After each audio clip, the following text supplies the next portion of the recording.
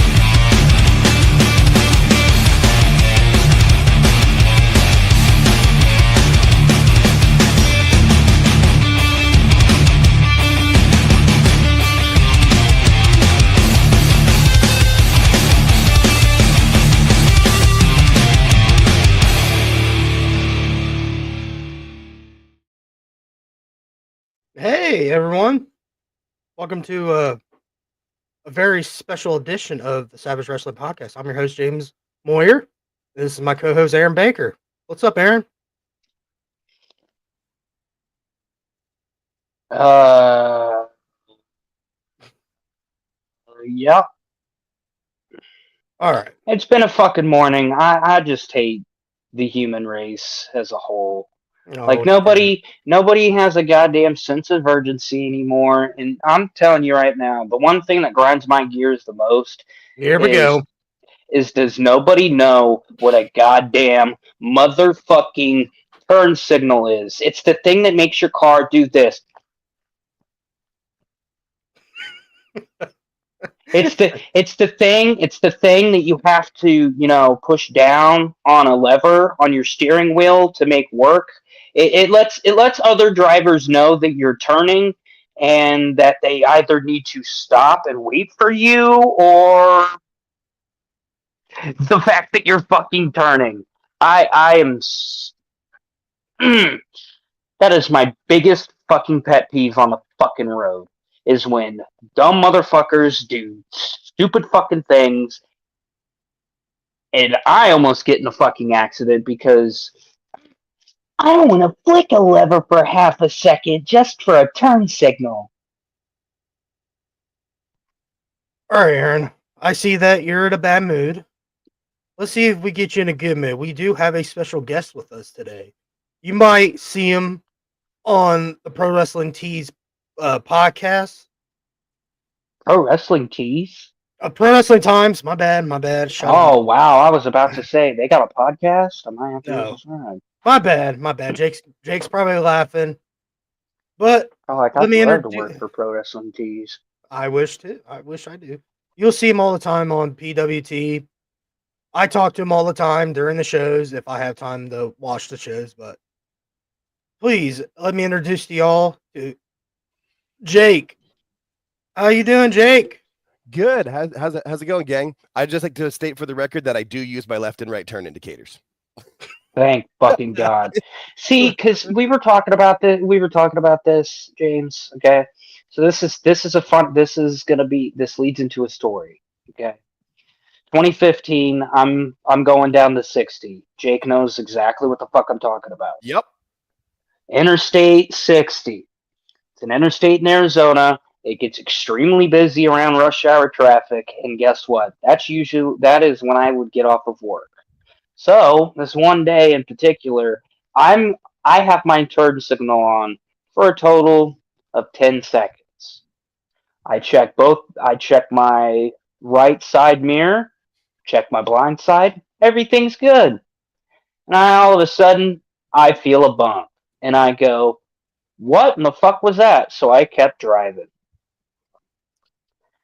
And somebody, I don't know who the fuck it is, nor do I really give a fuck. Somebody goes, you need to pull over. And I go, what? Because, of course, I'm going 65 on an interstate and you're trying to yell at me. She goes, you need to pull over. You hit somebody. And I go, I didn't hit a fucking soul, lady. So I pulled over. This fucking dumb blonde bitch. As you can tell, I'm in a fucking mood today. I apologize, Jake. I'm not usually like this, for the last 2 weeks, somebody or something has pissed me off before the show. Oh, this Um, you, Aaron. That's pissed off. But anyways, I gotta pull over this fucking dumb blonde bitch. She goes, "Oh my god, you fucking hit me!" And I said, "Lady, I had my turn signal on for 10 seconds. Where the fuck were you? Because I checked my blind side and I checked my side view mirrors, and you were nowhere to be found." "Well, you fucking hit me." And I go, "Okay, lady, whatever." Cop comes in. Cop comes over. It's a Mesa police officer. I realize I forgot my wallet. Oh Grandma my came in clutch. god. Grandma came in clutch and got there before the cop got there. And I was like, I told my grandma, I said, "Get." And the police officer agreed with me because he saw the pay transfer. And I need people to do this, okay? Type in your little Google machine a 1991 Toyota Tercel. Oh my It's god. it's a little car. Did exactly what it needed to do for me.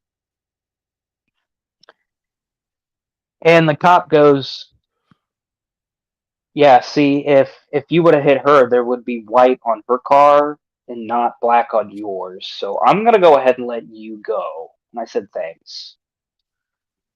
Woo! But yeah, that just goes to show that if you use your fucking turn signals,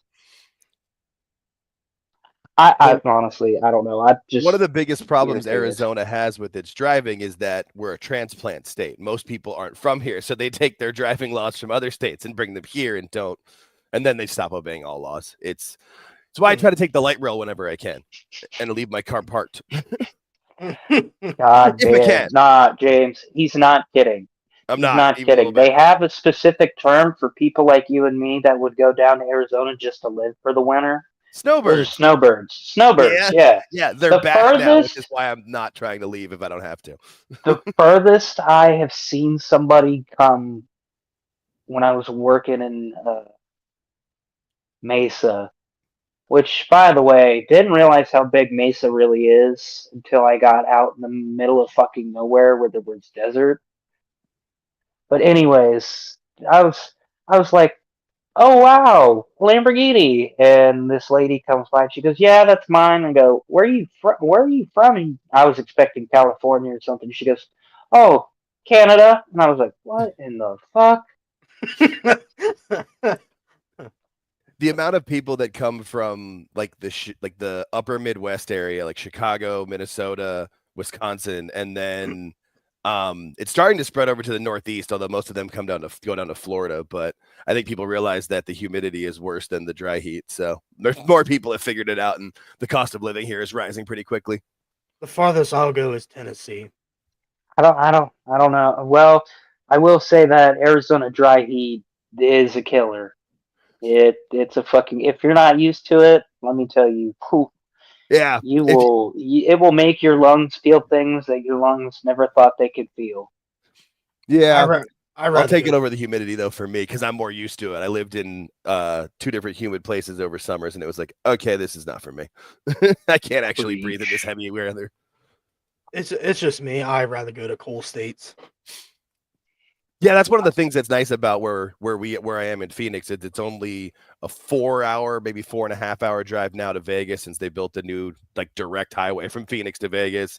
LA is like a 6.5-hour drive. San Diego is like 5.5. You can even get to Rocky Point in Mexico in about 4 hours. So it's nice in that regard too. And then stuff comes here. We've had Super Bowls recently. But the Final Four was here, the college football national championship, all in the last few years, and then.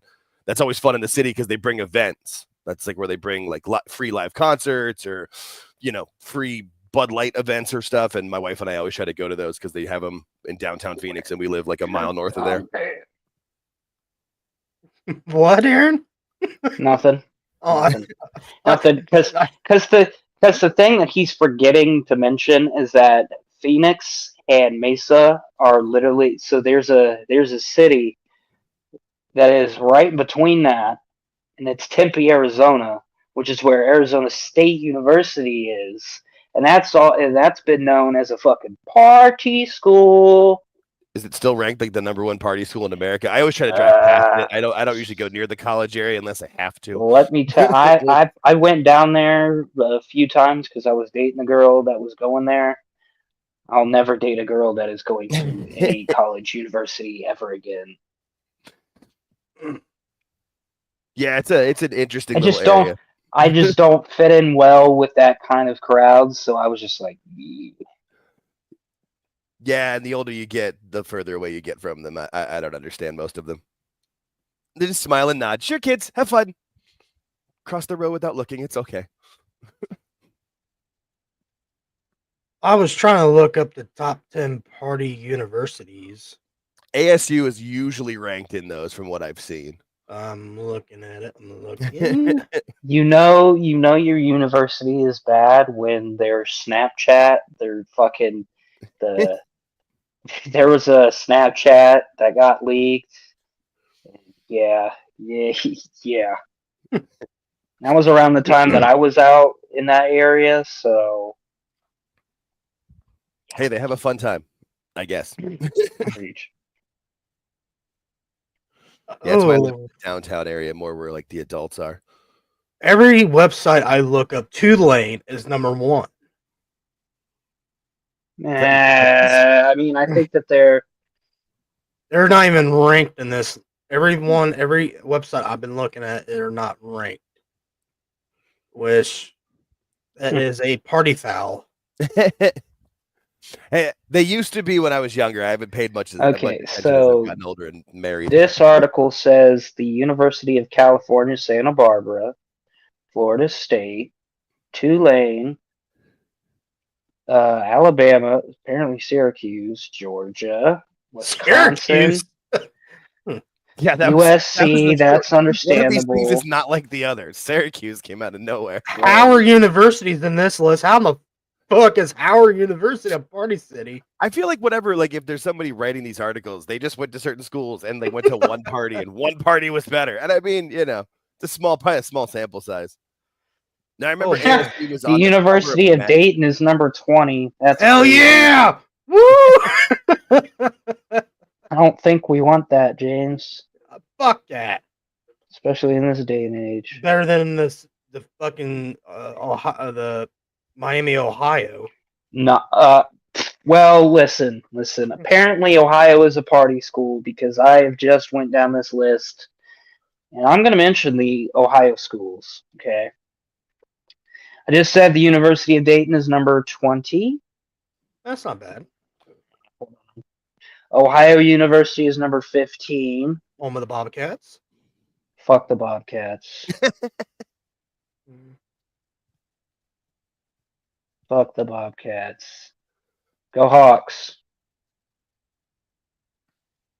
Wow, you root for a team with a fucking pedophile as a quarterback back in the day. But okay. Okay, so Ohio. So I said Ohio State. I'm going down the list. Give me a second. UC is number 26.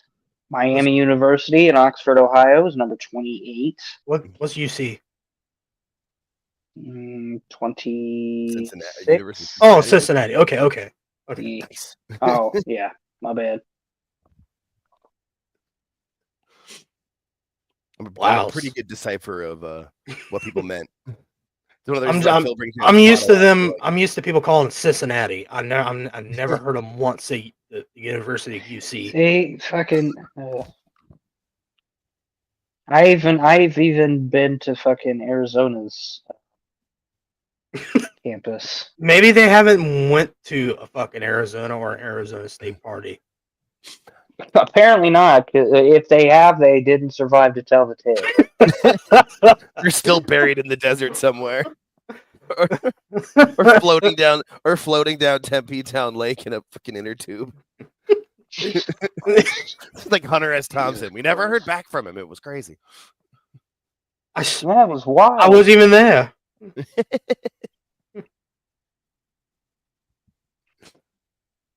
I forget. I used some sort of reference to Cornet the other day with my wife, and she looked at me funny. I was like, "Oh, it's from a podcast." Oh, get it?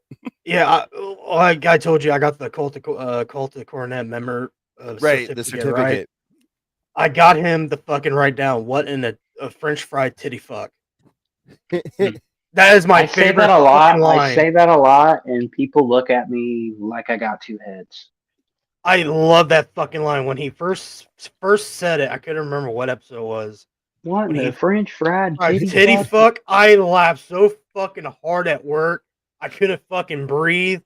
All my coworkers were like, "Are you okay?" I said, "Yeah, give me a minute. I never thought about that fucking line." Shout out to Wheezy, The one that always James' gets me alter is ego. the one Yeah. where he says he shit the bed and laid in it. I'm like, that's literally the worst thing.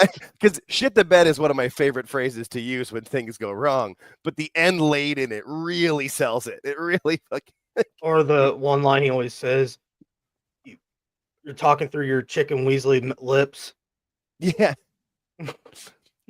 So not too long ago, and I think it's because of the interactions and her listening in to Phil and when I've been on PWT, Stacy Cornett follows me on Twitter now. Oh, really? Yeah, it's the greatest. I woke up that That's one morning and awesome. it's like Mrs. C follows you back. I'm like, this day's over. We're done. I'm just going back to this is it. This is the win of the month. Even though they don't watch us and all that, we are sorry for your loss of your beautiful Yes. dog, Harley Quinn. Yes, that's rough. I lost a pet in October, and whenever Jim would talk about Harley, it always made me because I had a girl cat, and it was like very similar in how what she was for us. So I felt really bad for him. That thing that the Dark Side guys, that video they put together was really nice. Yes, I think that instead of fucking Reggie's Corner, if they ever start doing that again, it Yeah, needs to be renamed Harley's Corner. I can agree with that. Yeah, even though Reggie's Corner always made me laugh because the dog that I had I had all through high school was named Reggie. Shit. It was always a nice throwback to me for him, but you're right. If they ever do that again, although that was always one of those segments where it's like certain points, like, man, I don't want to hear this right now. Like, I did love the My theme dog song. is 7 years. the theme song. Dad can't. You're right. The When they theme did song add gets the theme me. song, it really did help. It eased the blow. You're right. That random bark at the end. Yeah, That, yeah, like that. what the Yeah, fuck? that was. Yeah, no, that was good, especially on headphones. It really was really solid. Really drove home. All My right, dumb- James. All right. Go ahead. Go Oh, ahead. no, Go ahead. I was saying about the Reggie Squirter thing. Every time I hear a bark, my dumbass takes on my earbuds. Is there a fucking dog in the store? What the fuck? All right, Aaron. It's 3 o'clock at night. I shouldn't be hearing dogs. I need to stop drinking Monsters. Oh boy. Nah, if you drink Prime energy drinks, it'll do that to you. That's too much electrolytes. I don't know why, Nah, but it's got too much Coke. All right. Aaron, you text me what you were going to talk about. Let me get my phone. Yeah, we got a couple of things. Oh, there's one that I don't think that I mentioned. Let's first talk about what you just said here. The world doesn't deserve DDP. Okay. So, if you've been living under a fucking rock, that's unfortunate. CVV dropped an interview with Lex Luger.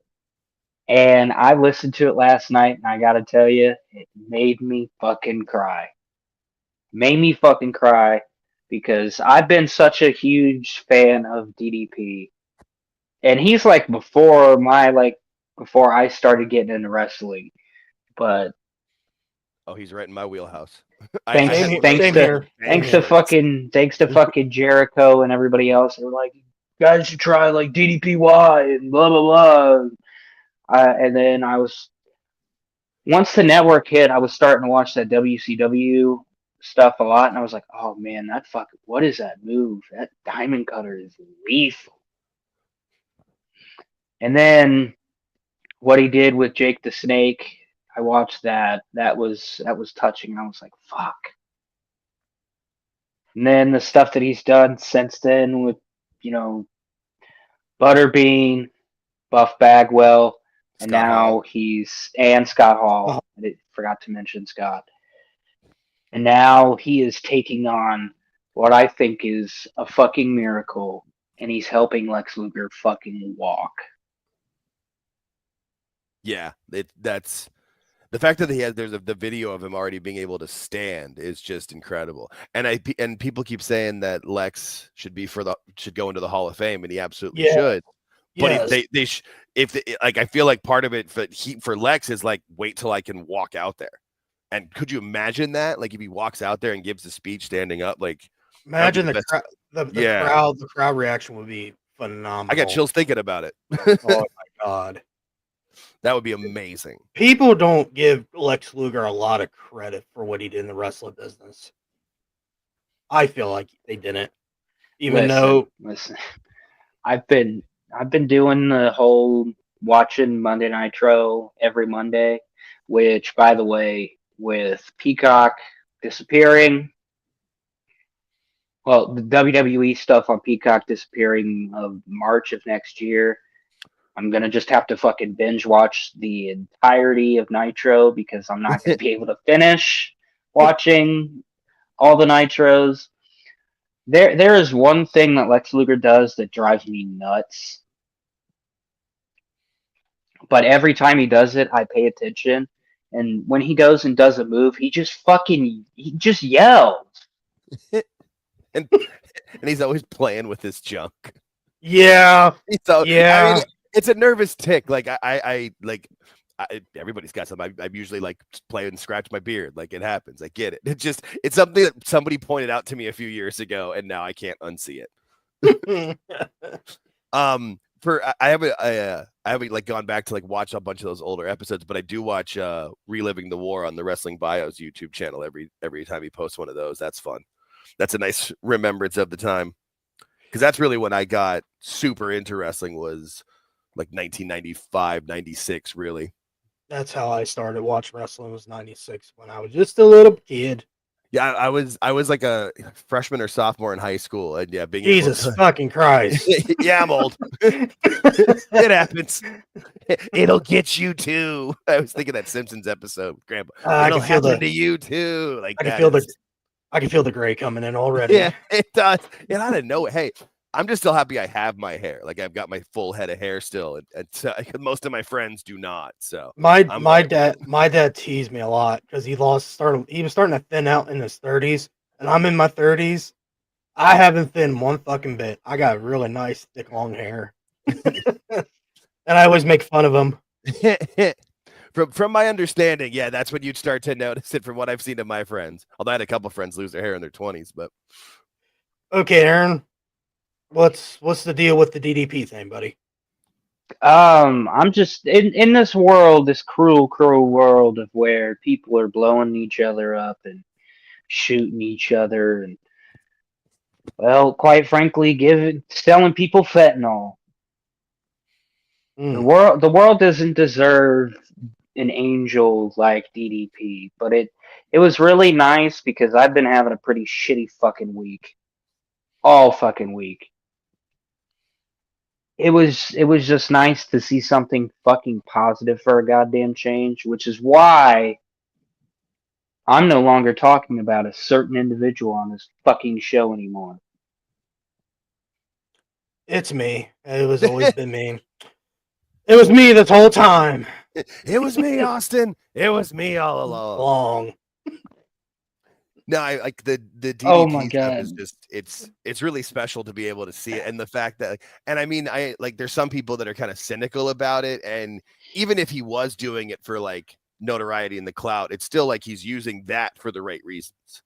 You know, it's not like it's something where he's doing it to, you know, pinch money off of people and exploit people. It's really helping people, because there's also all of the people that he helped, like the normal, like civilians, I guess, as call us, as that he helps that were overweight or had drug issues or whatever, that he helps through the programs as well. And, you know, that kind of stuff, it's inspiring. It's really cool to see. And the Jake Roberts documentary, probably Jake, Scott Hall, and then now Lex Luger, if he's able to kind of complete that trifecta, that would be really special. That would be fucking. Yeah. Oh, Jesus Christ. I'm just imagining the fucking Hall of Fame and just him coming out. Because I can already see how they would fucking plan this. They're gonna have him come out in the wheelchair, and then he's gonna just fucking be like, "Wait a minute," I don't need stands this up and wheelchair. then walks to the podium. Oh, that would be fucking such a moment. Yeah. And yeah, it's been long fucking overdue, honestly. Long overdue. Have they not also put Sid Vicious in the Hall of Fame as well? I think Sid's in it. Is he in He it? was. I thought he was, but I'm not sure. It's Okay. one of those things where there's you start to feel like, wait, are they in it? I have Because- that conversation a lot of times. No, not the bass player for the fucking Sex Pistols. No, Sid Udy. Oh, that guy. Yeah. that- And you got, and I got half the brain that you do. that's the Oh great- my god, stop there. That's the greatest promo of all time. And now you're standing out here making me look like a jackass. Wait. Can we go again? We're live, pal. Oh, Wait, God. can we go again? Sorry, pal, we're live. He is not in the Hall. He is not in the Hall of Okay. Fame. There you go. That sucks, and he's dead, so he can't Yeah, even it's just- accept yeah. it. That's crazy. I'm about to But say he his does son have a get son, though. introduced him. I'm pretty positive he's got at least one son. Yeah, he has So, his son's a big boy. yeah, I mean, and no, so like Vader's Looks just son. like his dad. When Vader's son accepted for him, was it last year or the year before? He's like, "Whew, that's a large boy. Yeah. How big a Remember boy that. is he? Huge." Damn, boy, he's dead. So yeah, that'd be a stack Hall of Fame. They got Triple H in, Michelle McCool. I don't know why, but okay. I mean, she was a four-time. She was a four-time women's champion. So I get. Yeah. I'm not saying that. Like, I understand that she probably didn't have the best career, but she was also in that transition where stuff was still way divas and then not as bad. She got 3-minute divas matches. Yeah, so I mean, she did what she could with it. Like, I get it, and then I mean, her marriage to the Undertaker doesn't hurt, but you get that. It makes sense to me. It's just the people were just bitching about her. Oh, name one good match from her. Oh, let's name all her 3-minute matches. Right, I was gonna say, I'm like, name any good match from her, good women's match from her era. That's not really her fault. That's the booking. It's not just that. Yeah, that too, and also Vince McMahon was running it too. Exactly. Also. Yeah. Good God, people. Just shut the fuck up. Yeah. Vince thought it'd be funny for them to rip the women's title in half. Like, that should tell you everything about what happened to her. My favorite thing from Vince, because I've just go ahead.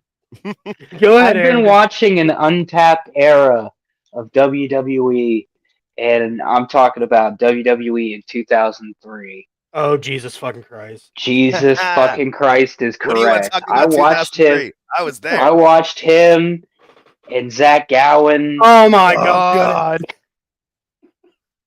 But I think this is also the era of where he goes, "Get on out here, you rapist." No, that's I'm pretty positive that's after Triple H marries Stephanie. Drug, Sure yeah. Is to Triple H about marriage, because he says, "How many times did we consummate the marriage?" Like, that's dude, yeah, it's the response to that. It's but not back in 2003.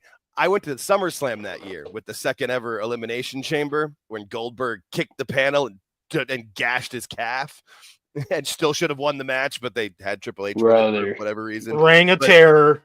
Yeah, brother, that was Triple H was show, brutal with that fucking chair. Jesus Christ. That also that until I went to WrestleMania 26 and saw Taker versus Shawn, the best match I'd ever seen live was Kurt Angle and Brock Lesnar at SummerSlam 2003. Oh wow. That was it's not as good as their Iron Man match was, but that match was amazing. I like the WrestleMania match. Yeah. My favorite match? Yeah. Brock Lesnar broke his fucking neck. Yeah. You know what my favorite match of that whole fucking pay-per-view was? Jericho and Shawn? Mm-mm. No, they were in the chamber. Oh, the chain. Oh. Wait, I'm confused. What James is gonna have to look up the card. Yeah, Wait, I'm trying to remember more of what he's talking about. Shane McMahon versus Eric Bischoff. What year is this? 2003? 2003 I'll look it up. SummerSlam. The only reason why I know this is because I just watched that show this week. Hold on, let's That's see the match list. Shane defeats Eric Bischoff in a false count anywhere match. I don't even remember. Why don't I remember this match? There is just something so entertaining about watching McMahon in a match, and I just haven't been able to pinpoint it yet. But I've mentioned this so many times on the show. But me and my best friend will get high and just watch a show, and every time he picks one, there is a McMahon getting their ass beat in some way, shape, or form. They're really good at it. Here, I can name all the match cards. For SummerSlam 2003, Rey Mysterio versus Shannon Moore, Law Resistance versus the Dudley Boys, Yeah. Undertaker versus A-Train. If everyone don't know that was Albert. Shane McMahon versus Eric Bischoff. I do not remember that fucking match. That's where Coach decides that he's gonna turn heel in a heel turn that nobody wanted. Then there was Eddie Guerrero versus Chris Benoit, Rhino, and Tajiri. That match was fucking rated and unbelievable. Kurt Angle versus Brock Lesnar. Yeah. Kane versus Rob Van Dam. Oh yeah, I forgot about then that. The elimination. That was probably the only match that I didn't like was Kane and RVD. I was like, I want to like it, but it's kind of in the middle of a spot of where I just went on a fucking roller coaster with Kurt and Brock. Yeah, I know that the Elimination Chamber's coming. Yeah. I remember that one also when everybody was there during that match. Everyone's looking up because the chamber's just hanging above the ring, and we're like, "Come on, we want to see this big fucker. Let's go." That was only the second time they'd done it. Elimination Chamber. This has Triple H, Goldberg, Chris Jericho, Shawn Michaels, Randy Orton, and Big Sexy Kevin Nash. Oh yeah, Kevin Nash was in that match, wasn't he? Yep, when he had white hair. He wasn't in there for very long, if I remember. You know, if you'd have asked me if I'd seen Kevin Nash wrestle, I probably would have told you no. Hey, I don't think I would, because I never went to a WCW show, and he wasn't at any of the ones. I wasn't at any of the ones that I thought when his quads weren't destroyed. If I remember when he had white hair, he must have got done filming The Punisher. He might have been, or it might have been in production. I could remember. Right? Yeah, where he got stabbed. Oh, yep. So I have a little bit of trivia for you fellas. Oh, nice.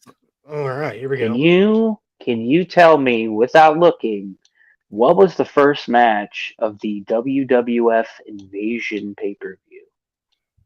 Hardy versus... I thought it was Lance Storm. Oh, fuck, hold on. Evasion? Oh, hold on. Oh, fuck. I'm going with this one. Hardy and Rob Van Dam. Wrong. Fuck! I feel like it was Lance Storm and somebody else, but I don't know. I'm gonna give it to you. Because this threw me in for a loop myself, because I just watched this show yesterday, and I was like, I don't ever fucking remember this match kicking off this show.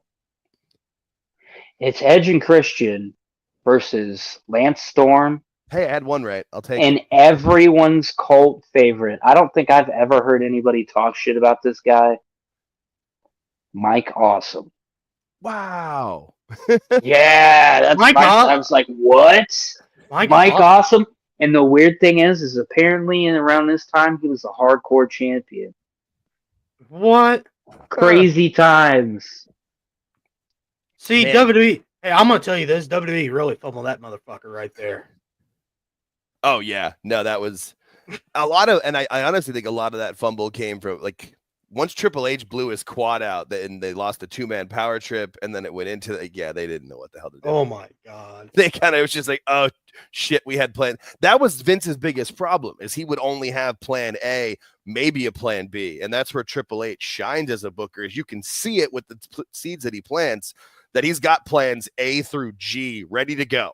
You know, you could because I mean, with whoever wins, basically whoever wins the Chamber tomorrow, you could work it into the Cody story. Like, it would work. You know, there's some that would be better stories than others, but you could make everything work. He's got options in this day and age. That's great, because now actually guys, if they get injured, they do go into rehab and surgery and actually get repaired, as opposed to trying to wrestle through a destroyed knee for 6 months or whatever.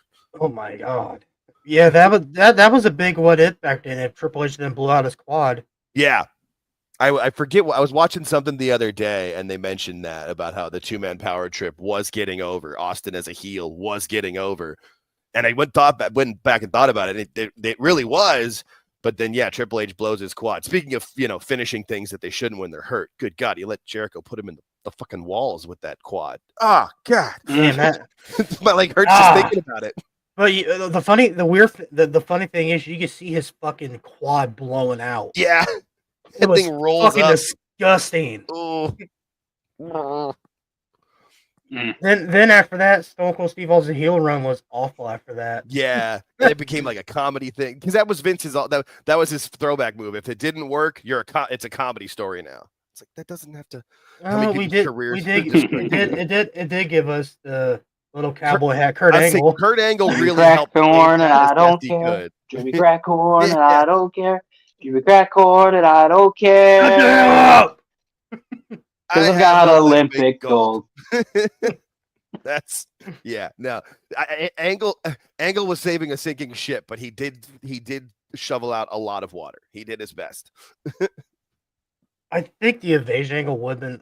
Yeah, it would have been a lot. The milk truck. Milkomania. Oh my god, that was.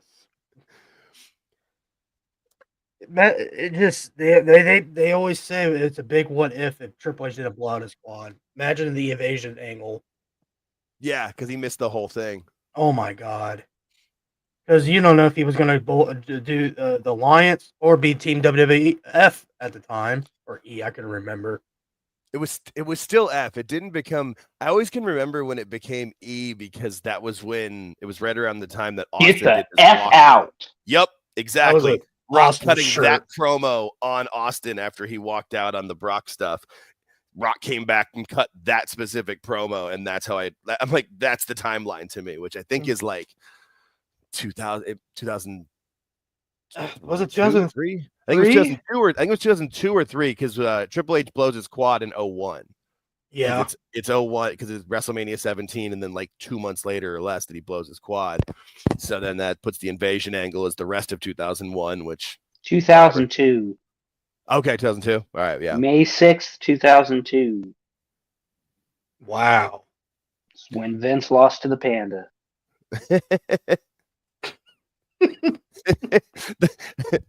the meme that people made were at the World Wildlife Fund, but it's got the chair hitting the WWF. Yes. Yeah, it's the one that I always make. Right when you said Panda, like, that was the vision I had in my head. I'm like, yeah, that was a good one. That was like before. That was before things really went viral. But I remember seeing that and laughing.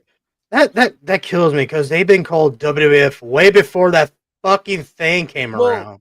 Do you know what happened there? Right? Do you know the? No, explain it to me.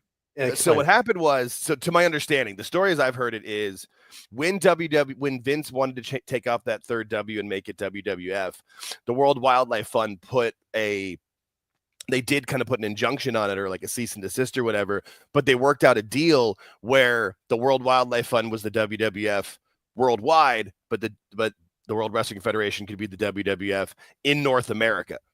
Then Vince got greedy and started expanding out and trying to do things in the UK and other places. And the World Wildlife Fund was like, kiss my ass. No, now we're coming back, because they had the leverage. That was just Vince being too greedy, too stupid, too much hubris. That's my understanding of the story. I forget exactly where I heard that, but I feel like it was from a reliable source. Might have been wasn't Jerry McDivitt in the Dark Side episode, but it was somewhere that it was reliable because I'm very big on real sources. I don't like rumors and people like, oh well, this is for sure happened. Like, was it for sure? Or are you just making shit up? I'm much more about being right than being first. Like, that's one of the things I'm trying. Like, I've just started my own YouTube channel with that kind of in mind of just have a little patience and don't believe everything you read, especially from these goofs that are over 2025 on WWE stories. Yeah, you're right. They're just swing and a miss. Yeah. Rock's not coming back. He's not going to be a part of WrestleMania. Hey, Rock's coming back tomorrow. I just wish there was like a camera on the few certain people where they find that out and just be like, fuck, we were wrong again. Hey, ringside news. Damn it, how many times have I got to Dave in his office. Damn it, how many times am I going to fall for this shit? Speaking of Dave, before we get to the next thing that Aaron wants to talk about, I got it Please. For him. Speaking of Dave, me and Aaron, this fucking guy right here. This fucking guy. Me and Aaron did this fucking guy. Me and Aaron did a long ass fucking wash on. Me and Aaron agree we're never doing that again. No. We'll tell you. Especially for like a Royal Rumble, like, man, you can only keep your excitement for so long. I fell asleep. I accidentally fell asleep during the fucking tag team match. Didn't realize I fucking fell asleep till Aaron called me on my phone. Hey, James, wake up! You're snoring. Everyone can hear you snoring. Everybody can hear you snoring on stream, bro. I left and went to YouTube, and I was like, "This is all I heard." I mean, that pretty much sums up where that match came in, though. I mean, that was the one break to the well, the whole Dave thing was when Alexa Bliss came back, and you should have seen my reaction. Where the fuck is your information, Dave? Where is it? They made the deal at 5 o'clock that morning, and they replaced Shotzi, right? Because Shotzi was going to be in that spot. Shut the fuck up, Dave. I was like, where's your fucking information on fucking Shotzi, bitch? Yeah. Aaron was like, James, calm down. Where's your fucking information? No, fuck this guy. He's always wrong, and I'm getting fucking sick and fucking tired of it. Dave, you can kiss my ass. Oh my God. Less with Dave being wrong. Like, whatever Dave's doing is, his weird, smooth brain Dave stuff. My problem is everybody who aggregates it as fact. Like, oh, well, this has definitely happened because Dave said it. There's anger in the women's locker room, reported by Wrestling Observer. Fuck you. Jesus. Yeah, this person's gonna win the chamber. Was the most they said Damian Priest was for sure going to win the chamber. Yeah. And then the other thing I saw was that they're scheduled right now for Gunther to squash Jay at Mania, like Brock squashed John Cena at that SummerSlam. Like, you're just making this shit up. This is what you want to happen. Shut up. Just shut up. I don't think I could witness some over guy since Cody. Like, just shut up. If that was to fucking happen, I don't think I'd be able to witness that twice in a lifetime. Because that John Cena thing was and Triple H knows that they're not gonna book that. Why would you have the guy that's selling the most merch possible that every kid's excited about? That I'm sure that this WrestleMania will have a lot of kids there with their family or their parents will bring their kids because of him. Like I'm already predicting it. Yeet is about to take over the fucking world, dude. I'm talking. You think fucking the NBA is bad sometimes with their fucking shit? Just wait till football starts. Just wait. God, I didn't think fucking about that. If Justin Jefferson doesn't fucking do it, fucking I know Jamar Chase will fucking do it. You could probably have college stadiums, just everybody doing Baker it. College is gonna be fucking nasty. Oh, man. Nasty. That'll show you how mainstream WWE has gotten. You're absolutely right. I can tell you too. So, like I was telling you guys before we got on, I was at the SmackDown on January 3rd where Tiffany cashed in, which was the loudest pop of the show for sure. I figured it was. But the most fun part of the show was when during Jay's entrance, and when Lillian announced, Jimmy, Jay, and Sammy, the Usos, and the three of them came down yeeting. I've never seen crowd interaction like that, and I've been going to shows since 2000. The first show I went to was a Raw in September of 2000, and I've been going to shows here ever since. Yeah, I try to go to as many as I can. I've been to I went to WrestleMania 26. I've been to a SummerSlam, a Money in the Bank, a Royal Rumble. If something's going to be in my town, I'm going to go to it. But that entrance and watching that interaction, and I got some decent video of it that I put on my Twitter, but that was when I really realized, I'm like, oh no, this is super over. This is, I knew it was over. I knew it was over when I walked in the building, because every single kid that I saw that was 15 or younger at least had the Yeet shirt. Most of them had the glasses or the hat or all three on them. Like every kid was in the merch, and it's like, well, and then there was also more kids there than I was used to seeing at the shows, but they were into it the whole time. They didn't leave early. Like they were there for the entire 3-hour show. Cody came out afterwards, and that was when they had Vanessa Hudgens do the Yeet to the crowd thing that they put online. That was that. Does she live down in that area or something? I think she lives in LA, and LA and Phoenix aren't that far apart, especially if you're rich. I mean, if she can get a private, she had nothing to do. Right, she had nothing to do. Yeah, I mean, shit. If I had the money, I would totally go to the. If I was rich, or if my YouTube channel takes off, but I make enough money, I'll go to shows in LA and film stuff and put on for content. Why not? It's just the money for me, especially now with those ticket prices. But that SmackDown was so worth it. Well, actually, my buddy, he went to the NXT show in Cincinnati. He said the tickets weren't fucking too expensive. He said that the maximum, I think he said he paid like $50 for both. Yeah, I think that's why they're using the smaller venues, because they don't have to have as crazy of the ticket cost to rent the building. It's all come down to that. And for NXT, it's really more about getting people ready for the main roster to make the big bucks, and they're making enough money where, man, as long as NXT isn't like the loss leader for the company, they'll be fine. Like they're doing fine. And I mean, they're gonna get a million over 1 million for their rating before WrestleMania. I think. Speaking of they're NXT, really building up. Speaking of NXT, let's talk about their competition. Aaron, AEW. Oh, when Aaron texts me when Aaron texts oh boy, when Aaron texts me what he saw, what I saw, I was like, oh, I got it up. I already got it up. We're good. Oh, Christopher Daniels. Oh God, the fallen angel. Didn't think he could fall any further, but here we are. Here was the video. Here we are. I got the video up, and what happened was let's just say Christopher Daniels got caught gigging. He got caught pulling a Moxley. All right, here we go. I got the volume up. All right, we're good. He wasn't real. That it was all a charade. Wait a second. Oh, good. He wasn't Lord. real. That it was all a charade. Why does this happen so often on this? Actually, no. Scratch that. Well, I get an email. I get an email from somebody in AEW asking why we don't have production meetings. Oh my God. I can't. What?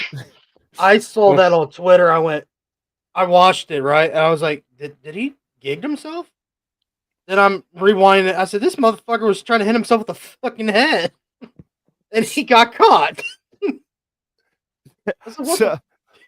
When I first saw it on Twitter, I saw it kind of small on my phone, and I wasn't really looking close, and I thought it was Moxley because it was a bald guy gigging himself. So I was just like, "Oh, it's Mox." And then I saw it again. I was like, "Oh, it's somebody else." Oh God! And then it was Christopher Daniels, who from his time in TNA I absolutely loved when I was a young kid. Him versus AJ Styles and Samoa Joe and all that stuff. But you see him now, it's like, oh, how the mighty have fallen. Oh, he's part of the Cucamonga, Cucamonga clan. Yeah. Oh, Cucamonga cunts, man. Like, they're just terrible. How do they do? Like, I mean, I get it because you're getting paid big bucks from a goof, but man, just It was A great. goofball, a wingnut, a knuckleheaded mixed Bazatron. Oh, well, we're gonna get better with our with our production, and you won't see those anymore. I'm not gonna take this fucking shit, and then proceeds to only take shit for the next 2 years. It's been great. It's been great. Let me just do. It's great. do a line of- It's line of great. It's great over here. It's fantastic.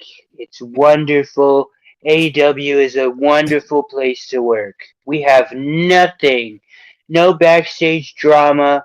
Nothing. Everything is Everything is perfectly great. fine. Hey, isn't that CM Punk choking out Jack Perry? We Don't talk to don't me like talk that. about that. We don't talk about that. Nothing to see here. Who let this bozo in your fake news? I'm not at liberty to talk about that. So why do an interview? Was you fear for your life? I can't talk about it. Yes. Can you talk about anything? No, I but feared watch me choke on this for my card. life. I did it for the people. I did it for The Rock. Oh, he's terrible. I don't understand it. Tony, my God. Shut your mouth, you thumb wearing fatty. Like I said, I was going through Twitter and I saw that video. I went, "What the fuck?" Yeah, it caught like wildfire. The one time that I hopped on X, again, I see three things. Boobs. Three things, all in conjunction of one another. Elon Musk tweeting about something that I don't give a fuck about. Titties. And then I saw this. And I went, wow, those are some nice tits, but what in the fuck? I'm not kidding. So, yeah. I legitimately thought it was Mox until I actually watched the bit. Like I saw a glance It of did it. I thought it was. It was a bald guy gigging himself. I'm sorry that I thought it was Mox. Bald guy, white t-shirt. Right. A bald guy in a white t-shirt, clearly cutting his forehead with a razor blade. Like, oh, John Moxley. I'm not, I wasn't really wrong to assume that. It was the wrong assumption, but I was in the right to feel that way. Lord. I'm just glad that I haven't had to hear Adam Copeland talk about nuts. That was the other picture I thought that was really funny that went viral, was his dead face from the end of a Collision episode, which was the Collision episode they taped here. And yeah. It's the fucking picture that I have right now. Where he looks distraught. Yeah, it's just sad Edge, and all I could do was retweet that with the "on this day I see clearly all the empty seats." Womp womp, like just Womp, so, womp, you can see it in his womp. eyes. He's dead behind the edge. Like he's happy to get the money, and he wasn't gonna do anything in WWE. Like they don't need him right now. Like look at their roster. Sorry, buddy. But He just didn't want to be a part timer. That's what it was. And I get it, and I know, and that's why, like, I don't fault him for it, but I also don't feel bad for him because this was what was going to happen. Like they could bring in John Cena versus The Rock on AEW, and it would draw ratings for one episode because people would be like, "What are they going to do?" That's what they did. Fuck this shit. Listen, Edge. I'm sorry, Copeland. Or just Cope now. Cope. God, so terrible. How many times? Superstar. Oh my God. No. Boom. Terrible. Just terrible. I'm sorry, but I'm still in the belief that this is all an inside joke. This has to be his name change to Cope has to be an inside joke. You want it to be. I don't know. I want it to be so bad, but I bet you because his explanation on why he changed it was such fucking bullshit. Oh, it's just too much to say. The rated R superstar Adam Copeland. Nah, two more syllables makes all the difference, or three more syllables makes all the difference. It sounds a lot better than the rated R superstar Cope. Yeah. And I mean, I get it that's his backstage nickname amongst the boys, and so like kind of an inside thing, but it's terrible nickname I've ever heard. Terrible. Hey, what's going on, Cope? Hey, why did they call you Cope? Do you dip Copenhagen? No, my last name's Just- Copeland. That's gay. Yeah, it's just stupid. That's fucking gay. Proceeds to put in a dip of Copenhagen in. Like Edge, Copeland, wherever the fuck your goddamn name is. Adam. These nuts. Hey, at least he didn't go with like corner or ledge. Oh my god, the cornet.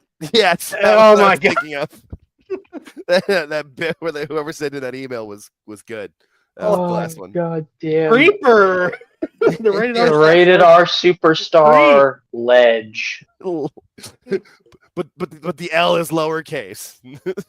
Like, fucking hell. What? It just had Yeah. the L be lowercase. Yeah, Edge. it looks like it says Edge, but the L Well, is he has that lowercase. shirt that says legend with the edge in it. Like, Yeah. Oh, Yeah. Jesus just Christ. terrible. It's all terrible.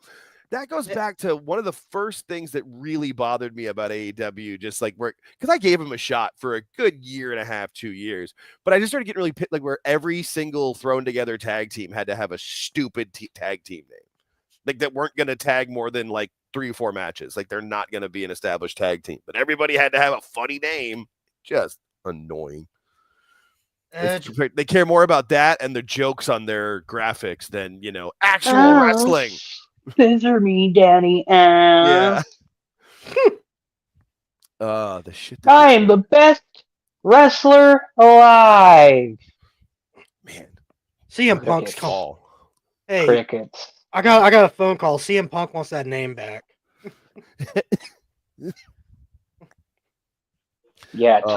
Tony went with the "It's real glass, cry me a river" guy. Yeah. That's the crazy thing about this whole situation. Tony, before. Hey, before but hey, thanks, Jack Perry. We appreciate you around Right. here for doing what you did. You took a bullet for the team, and the bullet pierced through, buddy. Bullet Seriously. pierced through, and we just took you to the hospital to get surgery. Now we got you all cleaned up, and Nobody cares. now we're having complications with infections. So congratulations. Yeah. Adam Copeland, I love you, dude. Thanks, guys. I Thanks, love guys. you. Adam, I love you, man. I was always a fan of you and WWE. You tainted But- your legacy. Not only that, if I see you jump off a steel cage match and break your fucking ankle one more time, I'm gonna. Oh God. I'm gonna lose it. And I'm It's- surprised that Beth Phoenix just hasn't gave you a fucking talk. I mean, she sees the paychecks. I don't give a fuck. That's what it can. I still. You want to do what with your body? The only reason I think How you much might is he be right on paying? some level that she's smart because they haven't brought her in to be what silences Marina Shafir yet. Yeah. Although maybe, No, that's Willow Beth doesn't Nightingale know now. her, so I don't know. Nobody knows her. No, that's Willow Nightingale now. I predicted early one of the times I was on PWT when the Death Riders was first starting, and that's my rule. I only will watch Dynamite if I'm on the air with Phil live on a Wednesday, because I'm like, all right, well, we're going to talk about what's on there. And the first time I saw her do something, I'm like, where's Beth Phoenix to come and subdue her? And that was 2 months ago, and Beth Phoenix should just come in and beat the entire Death Rider clan down, and then they just move on. Please.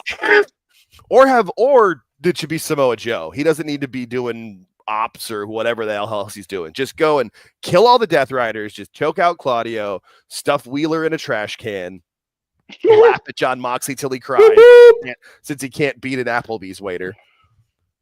That's also where I think the belt is. I don't think the belt's in the briefcase. I think he put it up at a jiu-jitsu tournament and lost it to a Home Depot clerk. Listen here, man. I did have the belt. I did have the belt. Then I got beat by a 10-year-old girl. See, this is another wishful thinking theory, is that they're trying to redesign a new belt, and that's why we haven't seen the goddamn thing in fucking Tony 5 does love his months. belts. Yeah. But my thing is why the fuck is it taking so goddamn long if we're trying to redesign the goddamn thing? Did they give it to Jericho and he left it on top of his cab again? Limo. Listen. I had the belt. I had the belt. I was doing the tournament, right? Then all of a sudden, I got beat by a 10-year-old girl.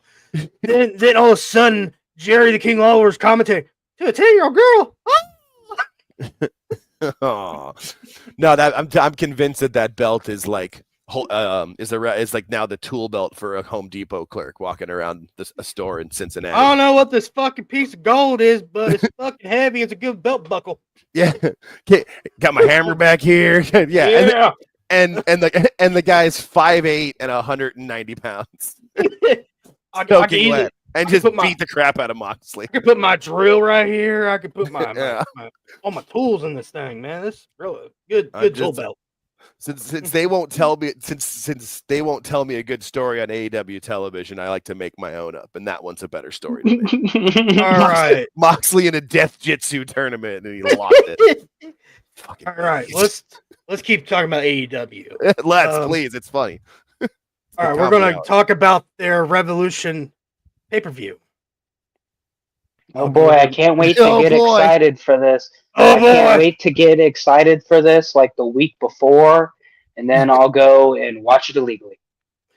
All right, well, let's name all the matches. I mean, it is the week before, isn't it? It's not this Sunday, it's next Sunday. Sunday. Jesus Christ.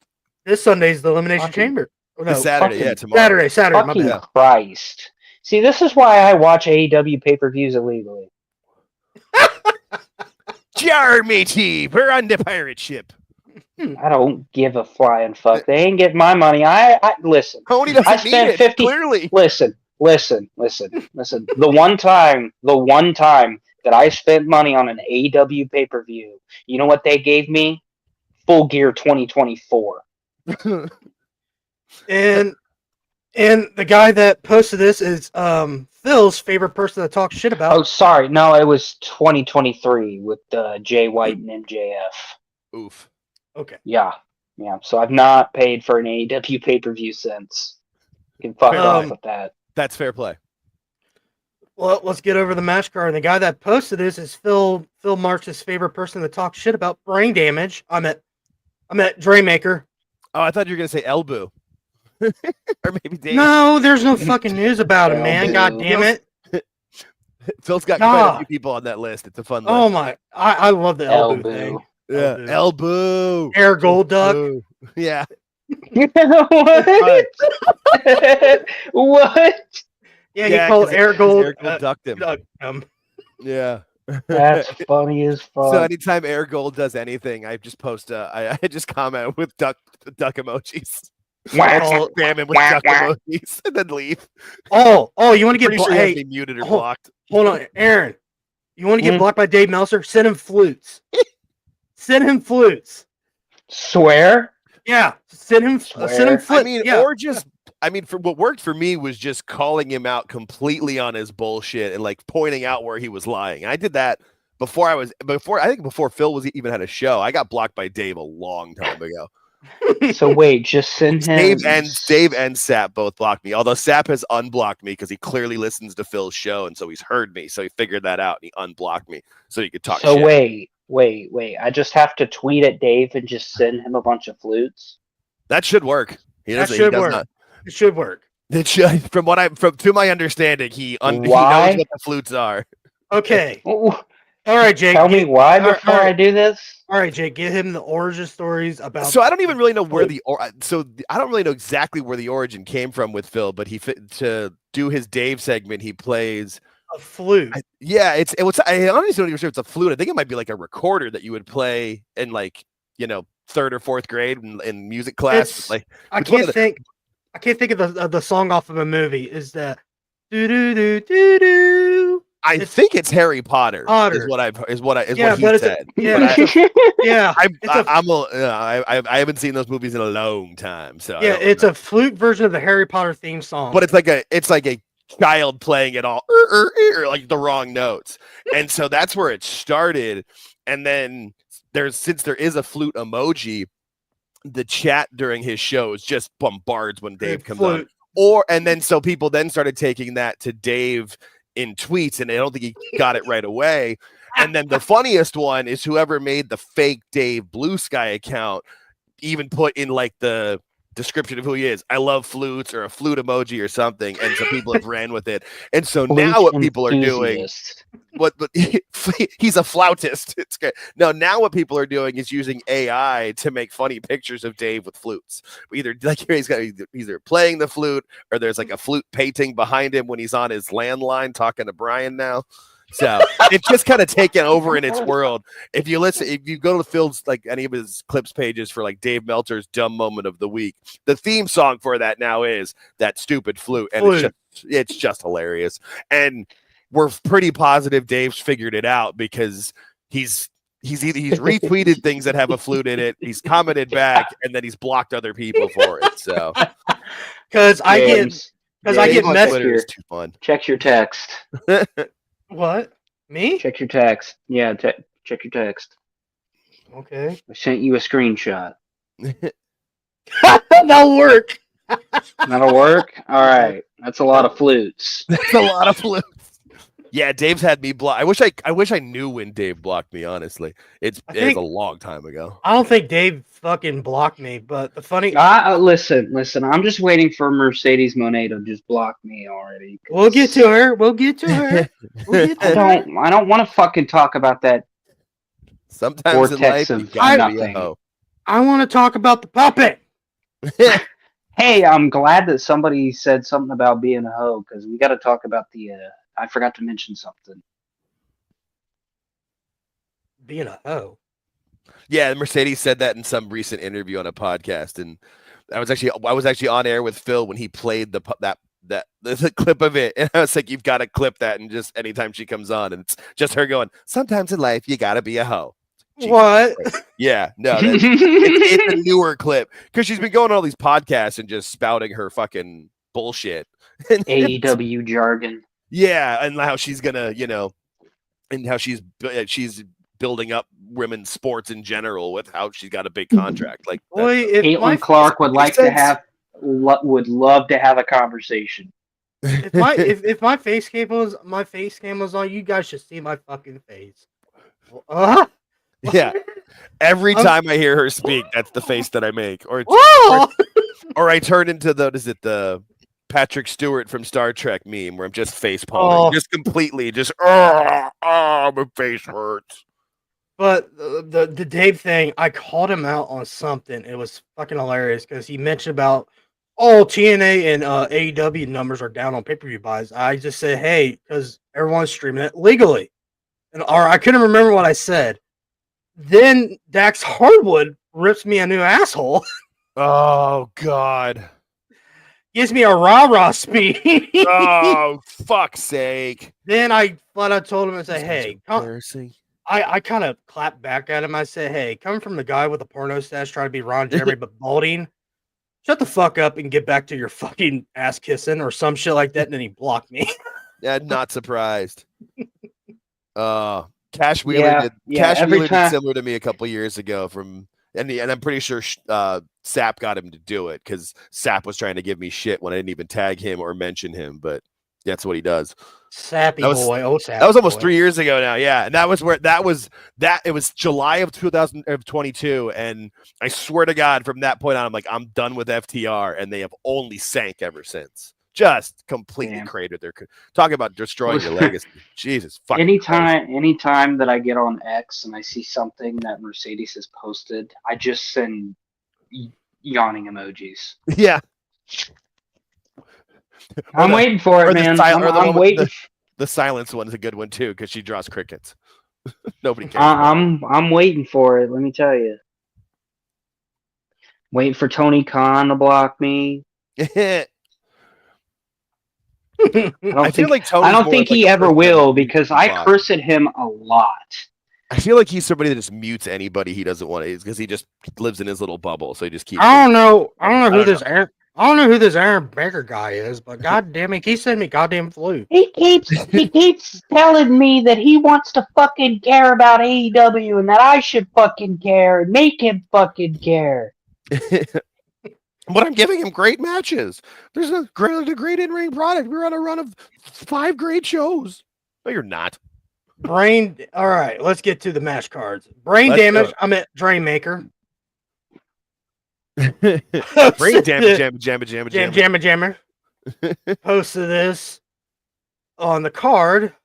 First match, Swerve versus Ricochet 2. MJF versus Hangman. I'm really gonna watch that. I'm gonna watch that one. Mercedes versus who the fuck is Momo? I don't know. Okay. New chick from Stardom. Oh, One of Tony's fetishes. Tony versus Mariah 3. Good God. okay. The Osprey. Hollywood ending. Ooh. Ooh. Osprey versus Felcher 4. In a Oh, steel it's in a cage, cage. match. Oh God, that shouldn't go overboard. Okay, I'm gonna say his name right. Aaron, don't fucking say it. Tanahashi versus Omega 2. Thank you, Cornette. Now, thanks, Cornette. All I can see is take a shit. Thank you. James, I love you Mm-hmm. like a brother. Okay, no Yes. homo. Mm-hmm. I got socks But on. Hiroshi Tanahashi is not on this show. You were talking about Konosuke Takeshita. Ding, Oh. ding, ding, ding, ding, ding, ding, ding, ding. Took me All right. forever to learn Hiroshi how to- Tanahashi is wrestling in New Japan. Okay. All right, I'm out. Bye-bye. You can take over, Aaron. I'm good now.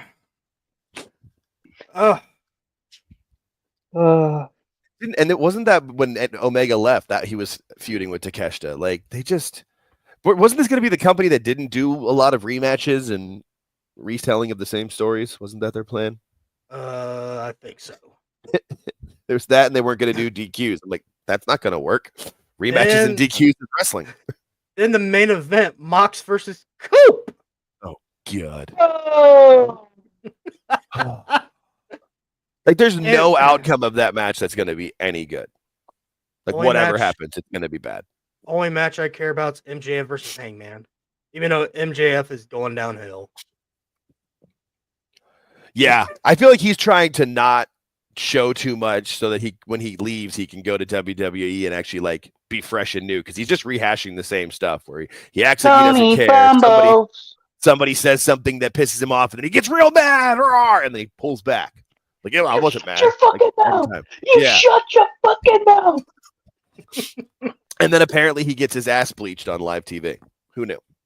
Wait, hold on. I Wait a thought minute. he was getting a massage. What? No, I thought he was getting his tattoo removed. Yeah, that's what he was doing, but people changed it. At least I saw it from AEW Neckbeard. Oh, because they're like, what is he getting his ass bleached? And I'm like, yeah. I thought someone should have superimposed Vince as Dr. Heine next to him, going over him because he's sitting there with his ass in the air. Like I don't know. The way the angle was, it looked like he was. Yeah, I can see it now, Jake. Yeah, this is what happened. Like I said, I wasn't watching the show. I was happened to be on Twitter to like what.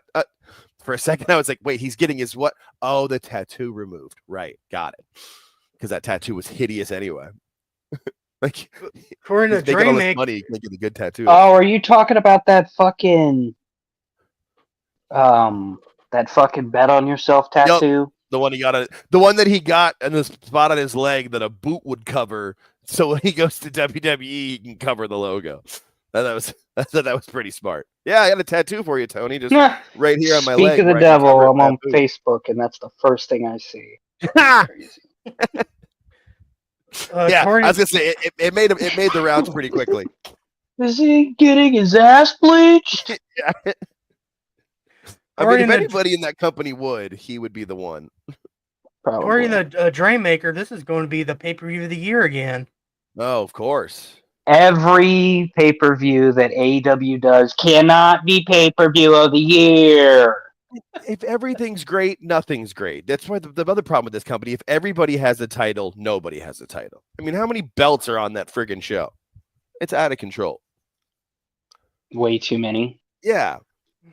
And like, how are you going to have a continental title and an international title? That's the same fucking thing. I'm sorry, but it is.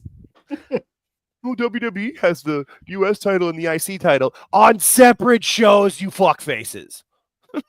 Sorry. I sometimes get a little pissed at this.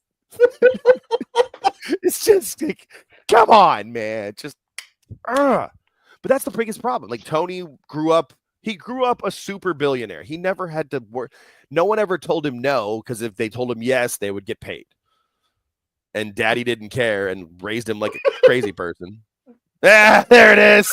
That's the tweet I saw. That was the first thing I saw of it. And I was like, oh my God. Neckbeards, you fucking rule. Love Neckbeards, dude. That guy's amazing. Some people are doing the Lord's work in this world, and AEW Neckbeards is absolutely one of them. Neckbeard, my buddy, but dude. Yeah. But see, now what I want to, someone needs to Photoshop, and I'm actually getting better at it, so I might try this this weekend. But Vince is Dr. Heine when he was working on the fake JRS. That's what somebody needs to superimpose over that guy. that would really sell this to me. You could even have him pulling out the JR head. Oh, JR head. Look what I found. Yeah. Look what I found in the JR's crack of your own ass. Yeah. I'm not saying that segment was good, but that would work for here very well. I don't know what Oh, you're big talking comment. about. That was entertaining. I knew What's I had this. I knew I had it fucking bookmarked. It's Yeah. JR's head It's one of those up tweets his where you own never ass. forget it. Yeah. I always bookmark Neckbeard shit, and I'll go through my bookmarkers and I'm like, oh fuck, I got it. I mean, the dude, it's quality comedy. It's witty. him Yeah. and Awful Wrestling. I love him and Awful Wrestling. Oh my God, Awful's the best. I'm trying to get him on the show. I am trying. Oh my God, his videos on the ratings it's fucking phenomenal. It's cool to see that he's been able, because I know he does all that himself now, and he's kind of Phil, Marv, a lot of those guys are the reason why I was like, well, fuck it, I'll do a channel, sure, why not? If it works out great, just because I feel like if they can do, because I never thought I could do like the technical side of it, and I'm not great with it, but it's one of those things where you see the growth within it. Like Awful went from just posting, the funny lines that he does to doing the numbers with Dis, and then being able to do those videos. It's fun to watch, and those videos are getting much better quality every time. Yeah, They're always going to make you laugh. That's the best part. They're going to be funny no matter what, but now they're getting like, oh shit, that looks professional. This is professional comedy. Before we move on, speaking of Awful Wrestling, he was mentioned on JD's show. Oh no. About what was it? It was something about, I couldn't remember. And JD was like defending AEW the whole time. I don't know why this guy called Awful Wrestling the death of AEW. I don't know. This is some kind of those kind of channel pages that wish death on AEW. I about commented. I said, "No, you dumb fuck. He's a comedy page. Go through his page, you fucking New York Yankee bastard." How is he a New Yorker that's an Atlanta Braves fan? Braves by fan. the way? That.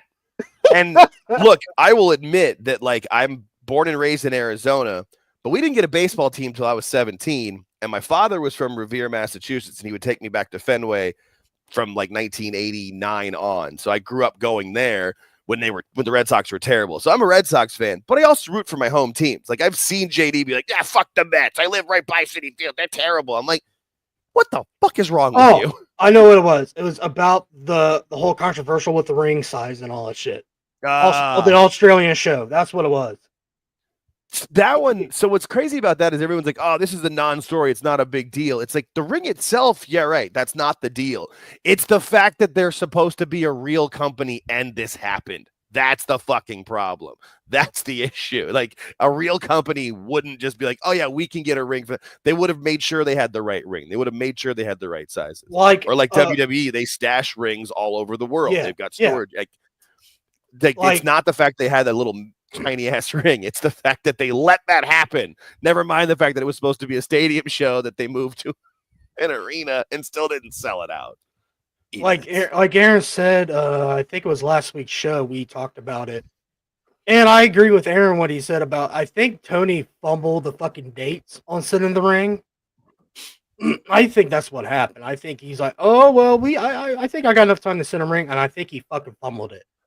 I mean, that could be because I know, like, that's like, you got to do it. If you're going to ship it, like, by boat, that takes months. That's not a quick thing. Yeah. Because WWE, like when they went last year, like when they had the problems where it was like almost intercepted by Somali pirates or whatever. Like that was in January, and that show was in February. Like, God, I mean, never thought I'd hear about the Somali pirates in 2025. That's crazy. look at me. I'm the champion now. they pull over the boat with the belt and then just running around with it. That'd be great. Somali pirates with like the WWE title. See, these are more Look at movies. me, Triple H. I am champion now. Just doing the thing. Yeah. Okay, before we move on again, Jake. Yes. Explain how you became Phil Marks. I always say guest host. Yeah, I was. I like to say frequent guest at this point. There was a point in the time where I was almost like a co-host, but so the funny thing about that is it happened completely by accident, but it was one of those things that would seem like an opportunity, and I kind of took it. So what happened is that I don't follow a ton of podcasts, especially with my old job that I had. I was working all the time, and I would interview people for a living, so I couldn't really listen to things while I worked. You know, as a recruiter hiring people, but there were certain podcasts that would come across my feed and things that I would like. And with Phil's, there was a couple times where I realized it was early, like it was like episode 3 or 4 or whatever. And I just liked his content and the way he kind of presented things. And what first started happening was I was giving like compliments and comments, and then would start giving a little bit of feedback just because we would interact, and he took the feedback well, as where I've interacted with other pages and they yelled at me and like went all Tony Khan on me, like, just get off my fucking page then. How dare Yeah, you like criticize me? That channel that does the what you might have missed on Raw, that C Wrestling guy, man, I gave him one piece of constructive criticism and he exploded on me. I'm like, okay, unfollow and blocked. Bye, dude. But Phil interacted with me, and then like we would interact on Twitter, and then he DM'd me a couple of different things about like if I want to be a moderator on his chat and stuff. And we're messaging back and forth randomly, and then he messaged me about something and a little bit personal stuff. I had a 17-year-old cat that I found at like a week old and raised her literally as like my daughter for 17 years. And she got cancer, and it seemed like we were going to be able to try and save her. So we invested a lot of money into it, and she was doing well. Ended up not making through it, unfortunately. But I had a GoFundMe set up, and Phil asked me if I was going to be moderating the chat one night. I'm like, actually, dude, I'm door dashing for extra money. You know, I worked all morning because I was working DoorDash to kind of make ends meet. And he was like, well, hey, I'll promote your GoFundMe on the show. And then like little lady's like, hey, why don't you come on the show for like 10, 20 minutes and just promote it and talk? And that was how it started. It was supposed to be like 10, 15, 20 minutes of me promoting that, maybe have a little fun. And then I was going to dip off. Ended up staying for the rest of that show because the chat really liked me. And then the chat kept asking me to come back, and I just kept coming back and realized there was a voice there, and people were like, you should start your own channel. And I had no idea really how to, and Phil really kind of helped me of like what I needed to get and how to do it. Cause you know, I'm not that old, but I'm old enough where certain parts of the streaming world and like the tech side and making the thumbnails and editing videos was a little bit beyond me, but he really kind of helped me figure it out. And just this week, actually, I officially launched my own channel going to do recorded episodes first, and then eventually I'd like to do live shows as well. So it just kind of happened, and enough people wanted me to do it. And if there's going to be an audience, I'm going to at least try. And then at the beginning of this year, I feel like the world kind of pushed me into it because my company had a reduction in force. And so I was laid off, but got a decent severance. So it's like I kind of feel like CM Punk last year, where he's like, I'm going to take this injury and turn it into my best year ever. I'm like, I'm going to take losing my job of 10 years for nothing, no fault of my own. I was just laid off. Like it was a reduction in force. So I got a good time. I'm going to make this my best year ever. So my plan is to kind of I'm trying to be a little bit different of a voice in the space, because I try to be a little bit more thoughtful and insightful on things. And I have a pretty good memory, and I'm a pretty good observationist, and being a recruiter for so long, I'm a pretty good reader and judge of people. You know, I can kind of read people pretty quickly, and I can interact with anybody. So hopefully I'll be able to do some good interviews as well. I've been connected with some people. Awful is actually one of the people on my list to try to do a recorded interview before WrestleMania. Phil's going to be my first interview. I'm going to interview him. I was going to do it next week, but next week's my wedding anniversary, so I'm going to try to do it the week after. But yeah, I'm going to record an episode on Sunday to do my first ever like review show. I'll do a review of the Elimination Chamber and see how it goes. Yeet. Right? Like what the hell? And even if it doesn't work out, like I'm having fun doing it, and it's a way to kind of get in some creativity. And since I'm unemployed at the moment, like it's something to actually do and fill up my time that's not looking on LinkedIn and Indeed for fucking jobs. Because I don't know if you know, but we're kind of in a job crisis right now, especially with all the federal employees that don't have jobs that probably have more experience and better credentials than I do. So let's go this route. Right. Fuck it. It's kind of my mindset of this year is, yeah, fuck it. Let's try it. Yeah, I remember the whole episode of you being on for your GoFundMe. I'm sorry about the loss of your cat. Thank you. I was it sucked. I tagged you in your Twitter post. I remember. Yeah. I was being really niceful about it. You know, I Yeah, don't like no, cats. I don't like cats, but I was like, hey, this man lost the Dude, neither did I until we found her. And I had never owned a cat, never lived with a cat. My buddy found 3 of them on the side of the road and brought them to another friend's house because they were like maybe a week and a half old. And I was going over there and smoking weed at his house because he was my only friend that owned a house 17 years ago. So I'm with you on that. Like I get it. And so we were hanging out there, so I would help them bottle feed the cats. And all 3 of them were cute and nice, but this one specific one like would attach herself to me. Like I have a picture of me holding her and she was like putting her paw. She didn't like anybody else. She loved me. And so I was like, well, I could figure this out. But I ended up raising a dog, even though she was a cat. Like she would come when you called. She would greet people with like me or my wife when we came home. She would greet us at the door. So, like she didn't like go hide. Like she would always hang out because when I worked from home, she would hang out right on me or next to me. So yeah, I wasn't a cat person, but now I am for the right cats. I don't like all of them, but I like the similar to dogs. Like I like the dogs that are raised. I don't want a dog that's going to hit me with the claws and scratch at my arm or nose me in the groin 10 times when I'm coming over. But if your dog's cool, I love animals. Yeah, I'm a dog guy. I had my baby for almost 12 years. She's a pit bull boxer mix. Nice. I will love her to death. But yeah, I mean, like I told Aaron, I said, if something happens, man, you might have to do a couple episodes to yourself. I need grief for myself. Yeah, that's actually like when my cat passed away in October.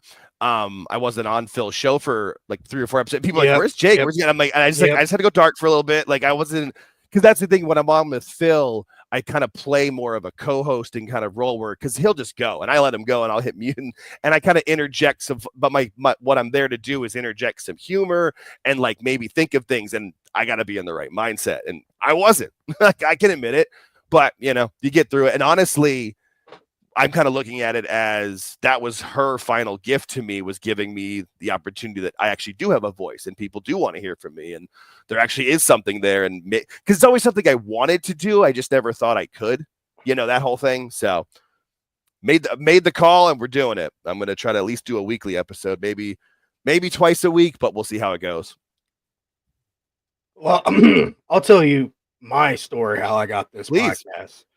It all started when I was off of work for surgery. I had to get carpal tunnel surgery of both my hands because not only opening boxes every day to stock shelves, I used to throw hay. Okay. And really took a toll off my carpal tunnel. Hey. This is probably not great for your back either. I'll get to Aaron's. I got your ass on this one. And one day, my ass. Pause. No Diddy. I'll bring the oil. Pause. Make sure you got socks on. Pause. Whoa. I did not need to know that about you. James likes to fuck with his socks on. You and Gene Simmons have something in common. It's gross. Yeah. It was just one day I was recovering. And I was like, I was always listening to Jim Cornette, Eric Bischoff, and all of them. Yeah. And the weird thing is, after that, I came across Phil on YouTube. He was just one of those recommendations or some shit like that. It was like episode 2 or 3 or something like that. I can't remember. He's doing a lot since. Yeah. Um, Yeah, that was back when he was still had his other co-host, like it was Hairline was the guy. Hairline. Yeah. Yeah, I remember Hairline. Mm-hmm. Yeah, no, that's yeah. I wonder if there's a connection through Cornette, because I feel like that's probably how I got suggested too, because I'm a giant Cornette pod fan. Then I'm like, okay, I could do a podcast. So I was getting paid by Sedgwick. What they do, they pay you when you're off work. Right. So I used one of my checks to buy, this microphone, the fucking sound audio camera or whatever. I bought everything you do for a podcast. Yep. Stop, look at all the stuff I've got right in front of me. Well, when I came up with the name, I don't know why I came up with the name Savage Wrestler Podcast. I don't know why. Don't know why. It just then I always think my brother, he has special needs. He was one that came up with the name. So I think nice. that. Well, I did had a co-host. Like, we recorded the first 10 episodes. It was recorded, not live yet. Come to find, he was a PDF file. Oh, good Lord. You can't trust anybody in this fucking world. Yeah, his wife. Kill yourself in Minecraft. Yeah. The funny thing is, his ex-wife tells me about it. And the whole time where me and him record, I never had it. I did have it upload on YouTube. Well, he was running a fake name, so he wouldn't got people notice. I guess he was a big PDF file. Oh. Yeah, Oh, it was that bad. Oh. I almost got in trouble. So I guilty by association. You're like, no. I deleted all the fucking episodes. And right. No, I don't like Subway. And he did worse than Jared Fogel did. Chris Hansen. And the funny thing is, I deleted all the videos and all that stuff, right? I was like, let's just rehash it, blah, blah, blah. I can't remember how many episodes I did by myself, but my first episode I did was the CM Punk MMA Hour. Okay. I was like, okay, I'm going to do what Phil does. Let's review it. Let's do this. Let's try that. I did that. I had a really good review, a really good response and all that stuff. Then one day I had Aaron come on, and then I had Aaron. Then Aaron came on. And after that, everyone just loved Aaron. It's like, hey, you two mixed really well together. I don't fucking understand why I just get high and spew bullshit. Maybe that's the reason they love. I just try to fucking be entertaining and funny, kind of like how I do with me and my best friend. Like, if you guys could hear some of our conversations, oh my god, funny as fuck. The authenticity is the key. I feel like that's like the fact, with the way Phil and I talk when we're off air is the same way we talk on air, just with maybe a little less swearing, so he doesn't get demonetized as much. But it doesn't last very long. Neither. We're some foul mouth bastards. Like, me and Aaron, we have fun before the show. We'll make ourselves laugh before the show. After the show, we're still laughing over the fucking segments we talked about. Or we'll laugh at, we hit, what me and Aaron do these days, we hit one-liners at the end. Then, if Aaron hits, a weird one-liner, I'll end the stream real quick. He'd be like, you motherfucker. Don't do that. Corn yeah. It first started a couple of weeks ago. I said, corn sucks. And then the end music starts playing, and I texted him. I said, what the fuck? The last thing people are going to hear. Corn sucks. What was last week, Aaron? I said, we're just down for the Nuki. Yeah, you did, and then you fucking ended the stream before I could have a rebuttal on why we're not down for the Nookie. I thought I timed it really well because I heard you did. I did. Well, the funny thing is, I heard I'm down for the Nookie. Then all I heard was what the and I hit the stream real quick. Yeah, I was perfect. Then I rewatched it. Not the whole word. That's perfect. Then I rewatched it and went, oh shit, I didn't time that really well. Damn. I was like, fuck, I thought I had him saying, what the f-? And it ended. What the Yeah, me and Aaron started doing one-liners like a couple weeks ago. We just thought it was fucking hilarious just to piss off people. We do more than wrestling. We usually talk about music. So, yeah, this is how I got Aaron. I just texted him, "Hey, you want to be my co-host?"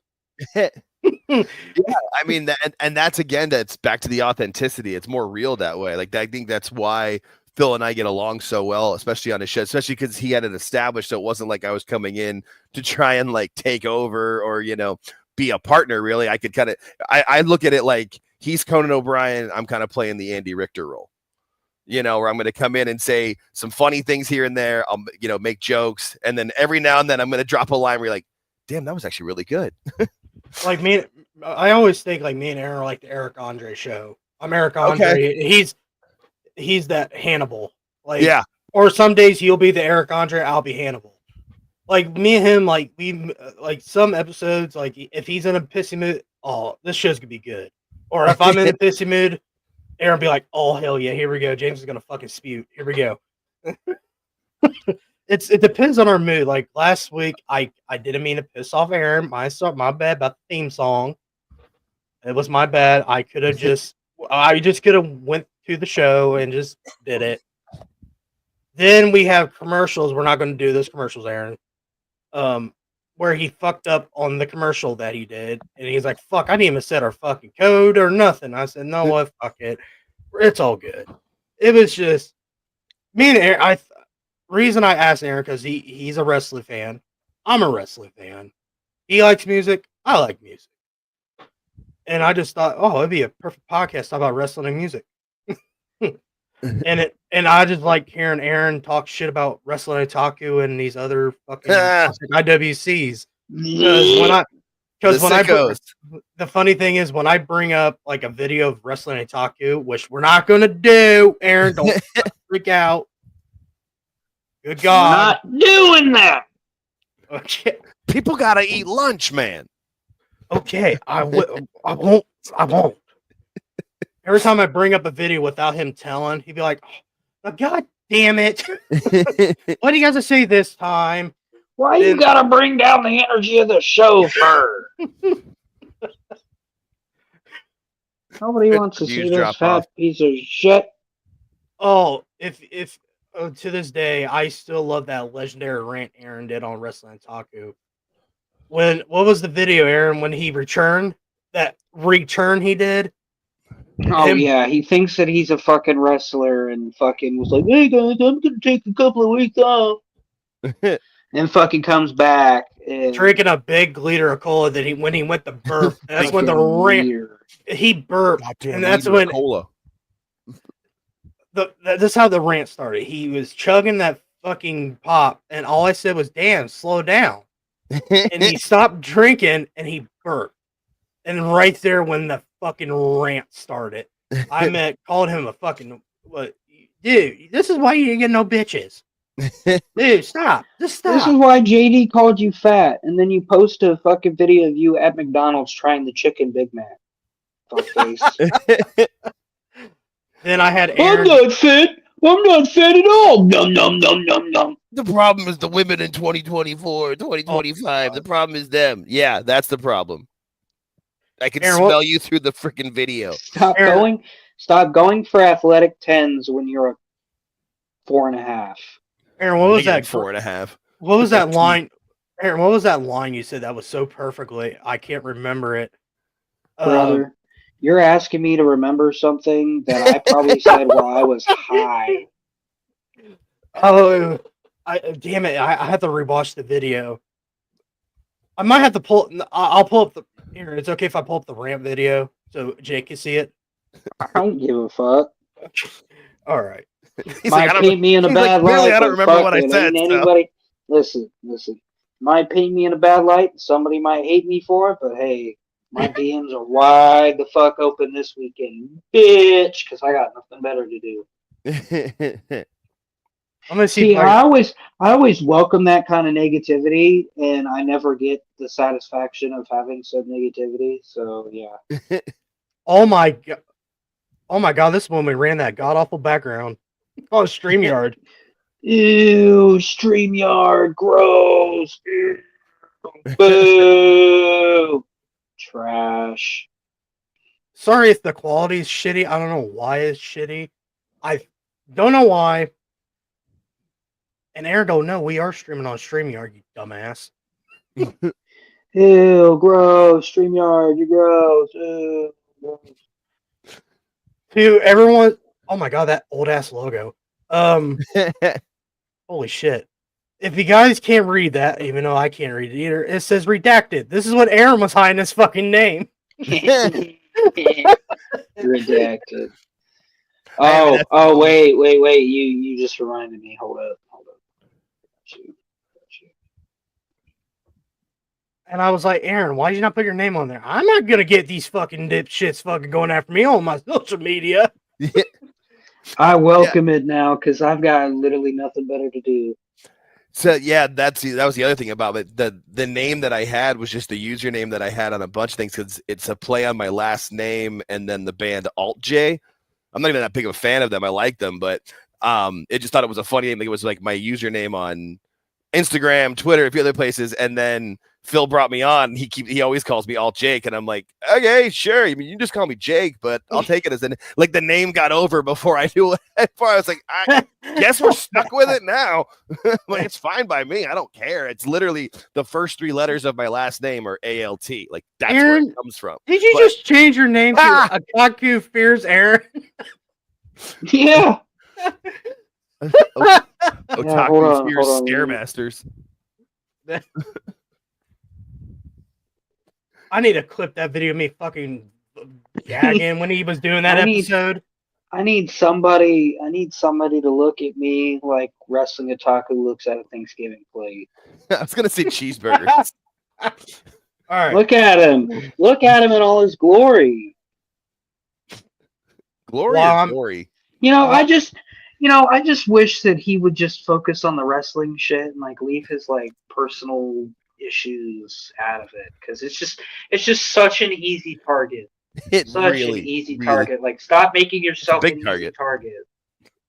All right, here's the video. All right, Aaron, you ready for the main event? Uh-oh. Oh boy, yeah, I am. I gotta go pick up my girlfriend here in a little bit. You won't believe who has returned. No way, my best friend, Wrestling Otaku. Oh my god, returned. Oh my god. Wow. Feels like this has been years ago. Hey guys, I'm back. All right, you ready? Oh my god, he did a 1 minute countdown. That's 1 minute too long. So hang on, I can skip the 1 minute. 1 minute too long. Here we go. You ready? Oh god. I might. This probably is gonna be loud. I think he has the theme song. Yeah. Sorry, that was loud. Sorry, that was loud. Oh man. This music better not copyright strike my ass.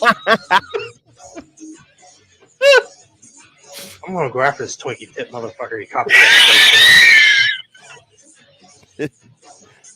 Oh. There we go. How do you put that as your opening video? Like, yeah, this shit looks good. You hear that? Ladies and gentlemen, yeah. we have arrived.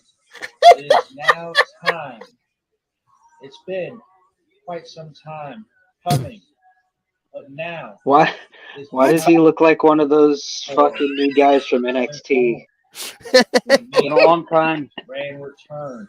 Coming. Because he thought it was a Mickey. Hold on. How long was he gone for? Like fucking 4 weeks? Bro, he wasn't even gone for a fucking month. Hold on. Go and look back. Yeah. You may go look back? Yeah. Dude, goes I on want to an restart this extended video. break for Okay, fucking we'll do that. I didn't want to restart the video. Time. Coming. Oh, it was actually a month ago. Wow. Then he made these vignettes. Oh my god, he is such a. Oh, here's a new video. Oh, Me? Oh, he My has a new first video. interview back on YouTube. Are you ready? You want to? Air, go on. is it gonna get us in trouble? Fuck him. I'll fucking beat his How long ass. is it gonna take? 20 minutes. I sounded so Um, concerned. You got 20 Is minutes? it gonna get us in trouble? Yeah, because Hey, I've fuck gotta you. leave I don't give a fuck. at 9 o'clock in Alright. order to make it there when I. Oh my I god. am sorry. Let me. God, why is his mute, bro? Whoever edits his videos, if you're listening or watching, Oh, God. can you control the fucking volume, please? I'm tired of my ears bleeding every time I gotta fucking listen to this. Well, I muted, so I'm not. I don't want to get caught. This? What is this? Are you This is intro. This is fucking intro. anime, bro? This Oh, is God. intro. Let me hear this. I can smell that hoodie from here. Ew. You live in like Baltimore? Yeah, it's all here.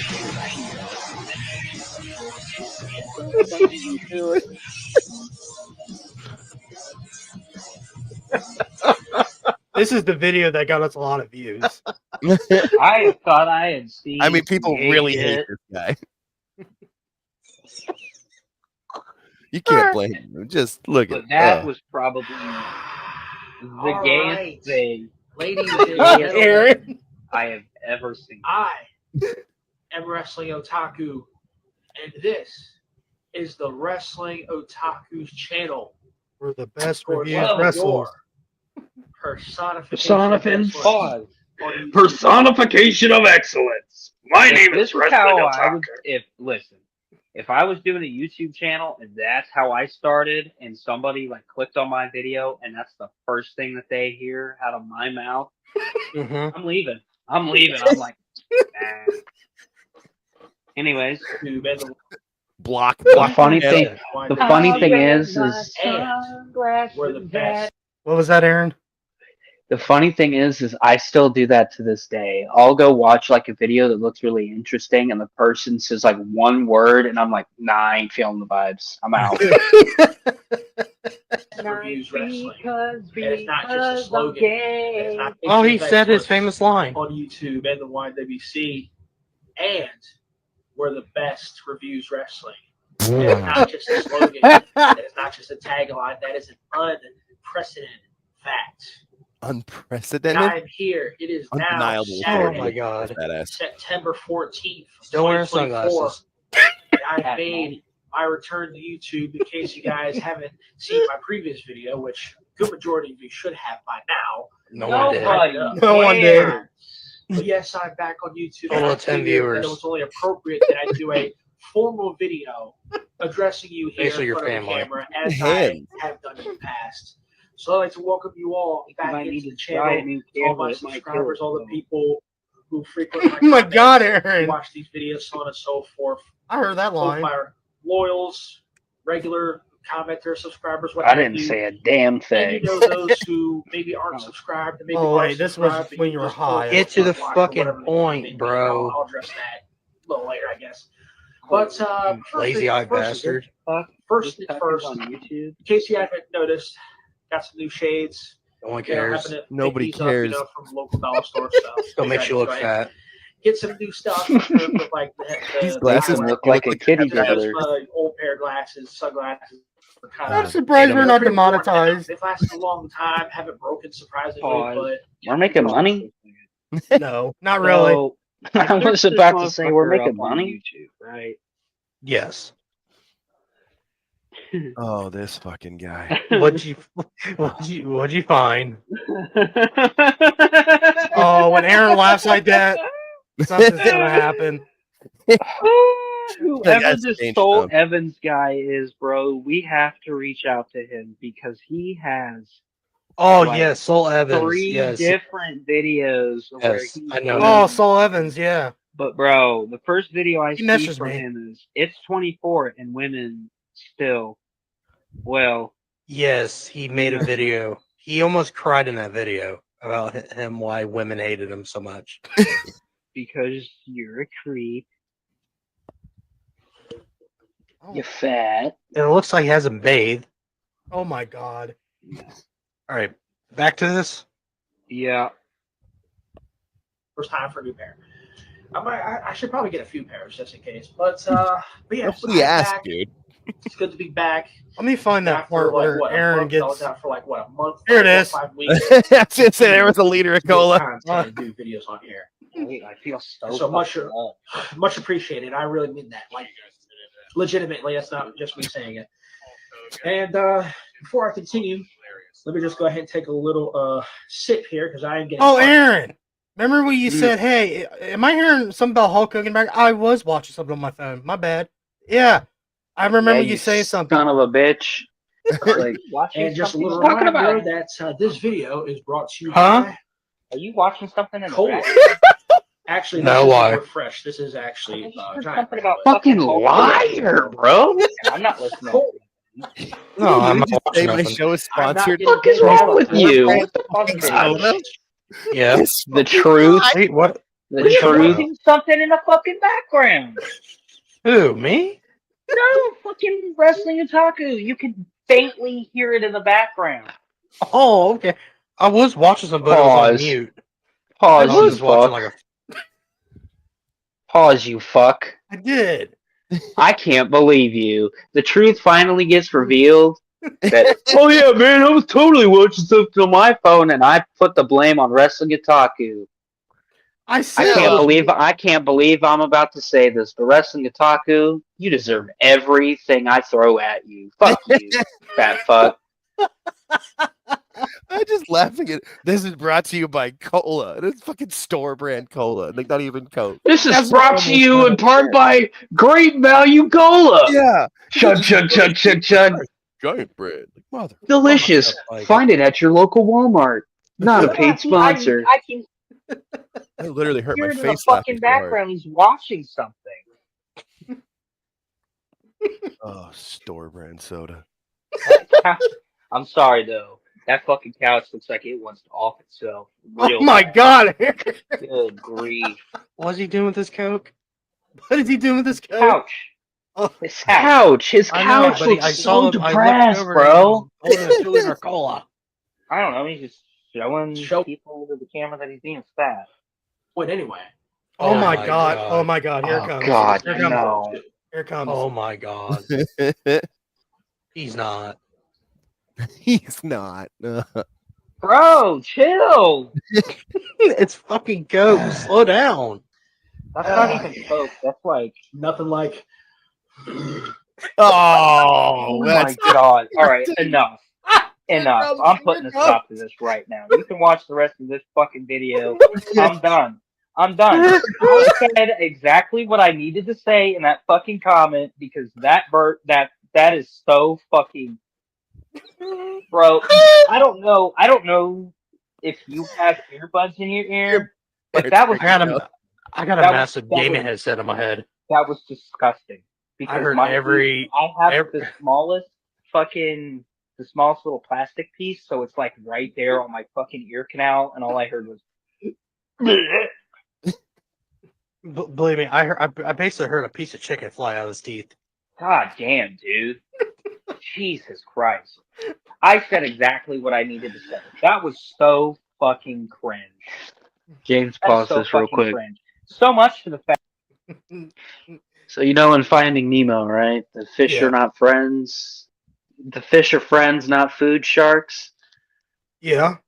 Tell me why, as soon as I heard that line of, I just heard a piece of chicken fly out of his mouth, I instantly thought of the fucking shark that ate that fucking piece, that fucking fish.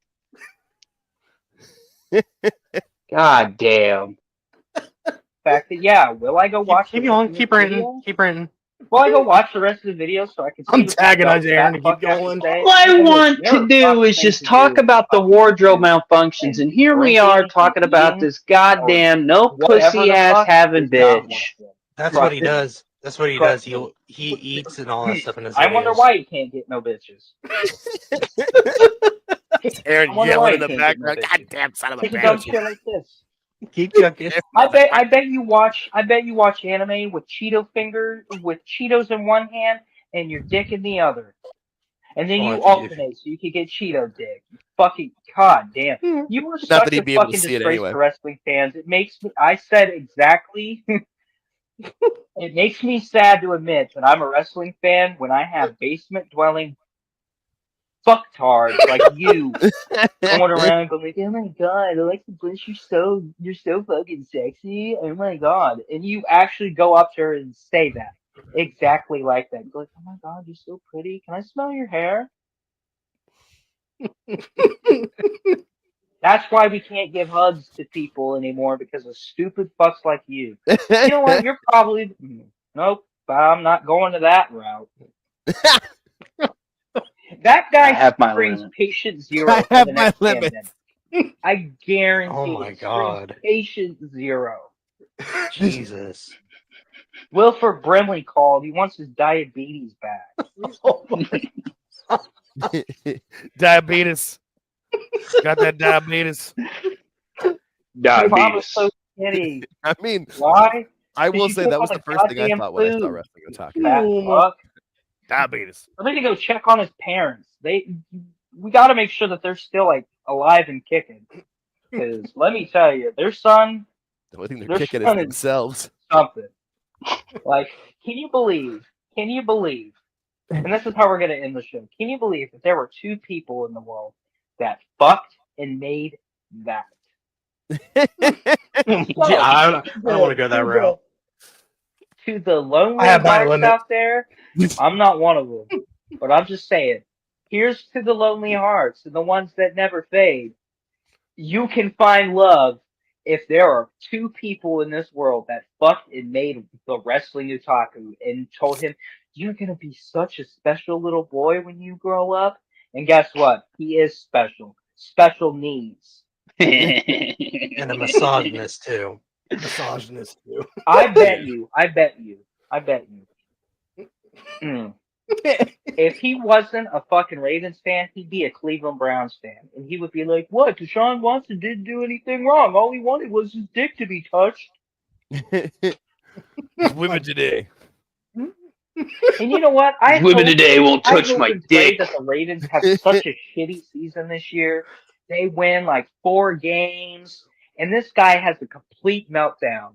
Meanwhile, my Bengals are in the playoffs. We're playing Patrick Mahomes. All right. Wow. That's Don't enough. make me relive it. That is enough. That is enough. We're not going there. Boy, We're not Aaron. going there. You could Boy. obviously tell the hype was real. I was like, Super Bowl, baby, let's go. Let's go. That age like fucking milk, brother. Yeah. Yeah. Don't fucking remind me of fucking. What do you mean? What do you mean we threw the game against the Broncos? They just had a better game plan. Bullshit. You miss me with all that. Hey, Aaron, you were right about the Ravens. They did have a predator. Justin Tucker. Oh, okay. His last name has got to be a joke. There's a joke waiting. I'll figure it out. Give me a second. Justin Tucker, the man who tucks his dick where it doesn't belong. Oh, What a guy. What a guy. You know, that's another thing that grinds my gears. These celebrities think that they're just so fucking untouchable that they could go somewhere and just be like, "Hey, you want to touch my dick? I'm oh. Deshaun Watson. You want to touch my dick?" Okay. All right. Yeah. So, let's move on. Yes, let's talk about the If we're great. gonna move on from otaku, we can get away pretty fast at regular speed. He can't move that fast. There's just no chance. We're still waiting on a comment because he's still typing. Yeah, well, he's got to drink his full liter of cola and 3 cheeseburgers. Oh my god. Hold on, wait a minute. I gotta. Hold on, give me 1 second, Chad. I gotta fucking chug 2 liters of fucking cola and fucking eat on stream. Nom nom nom. And yell at my neighbor though across the street. Look at me. I'm so being hot. fat. Nom nom nom. Sorry, my bad. Let's move on, please. Otaku is just one of You're those people. so. There's certain Oh people. my that get me. god. him, Elbu, Dave, Zap. There's just certain people you're just a bad person. That's what it is. What's the deal with Phil with Elbu? I mean, it's really just Elbu being Elbu, honestly. Like I don't even think they've ever really interacted because Elbu's he's usually like got his tweets protected. It's just you read his stuff and then he tries to act like he's non-biased, and then he goes and joins SAP for the Raw after show. And I think really what did Phil in, which is one thing that did me in, was that Elbu literally posted, "I could book NXT better than HBK." Shut up.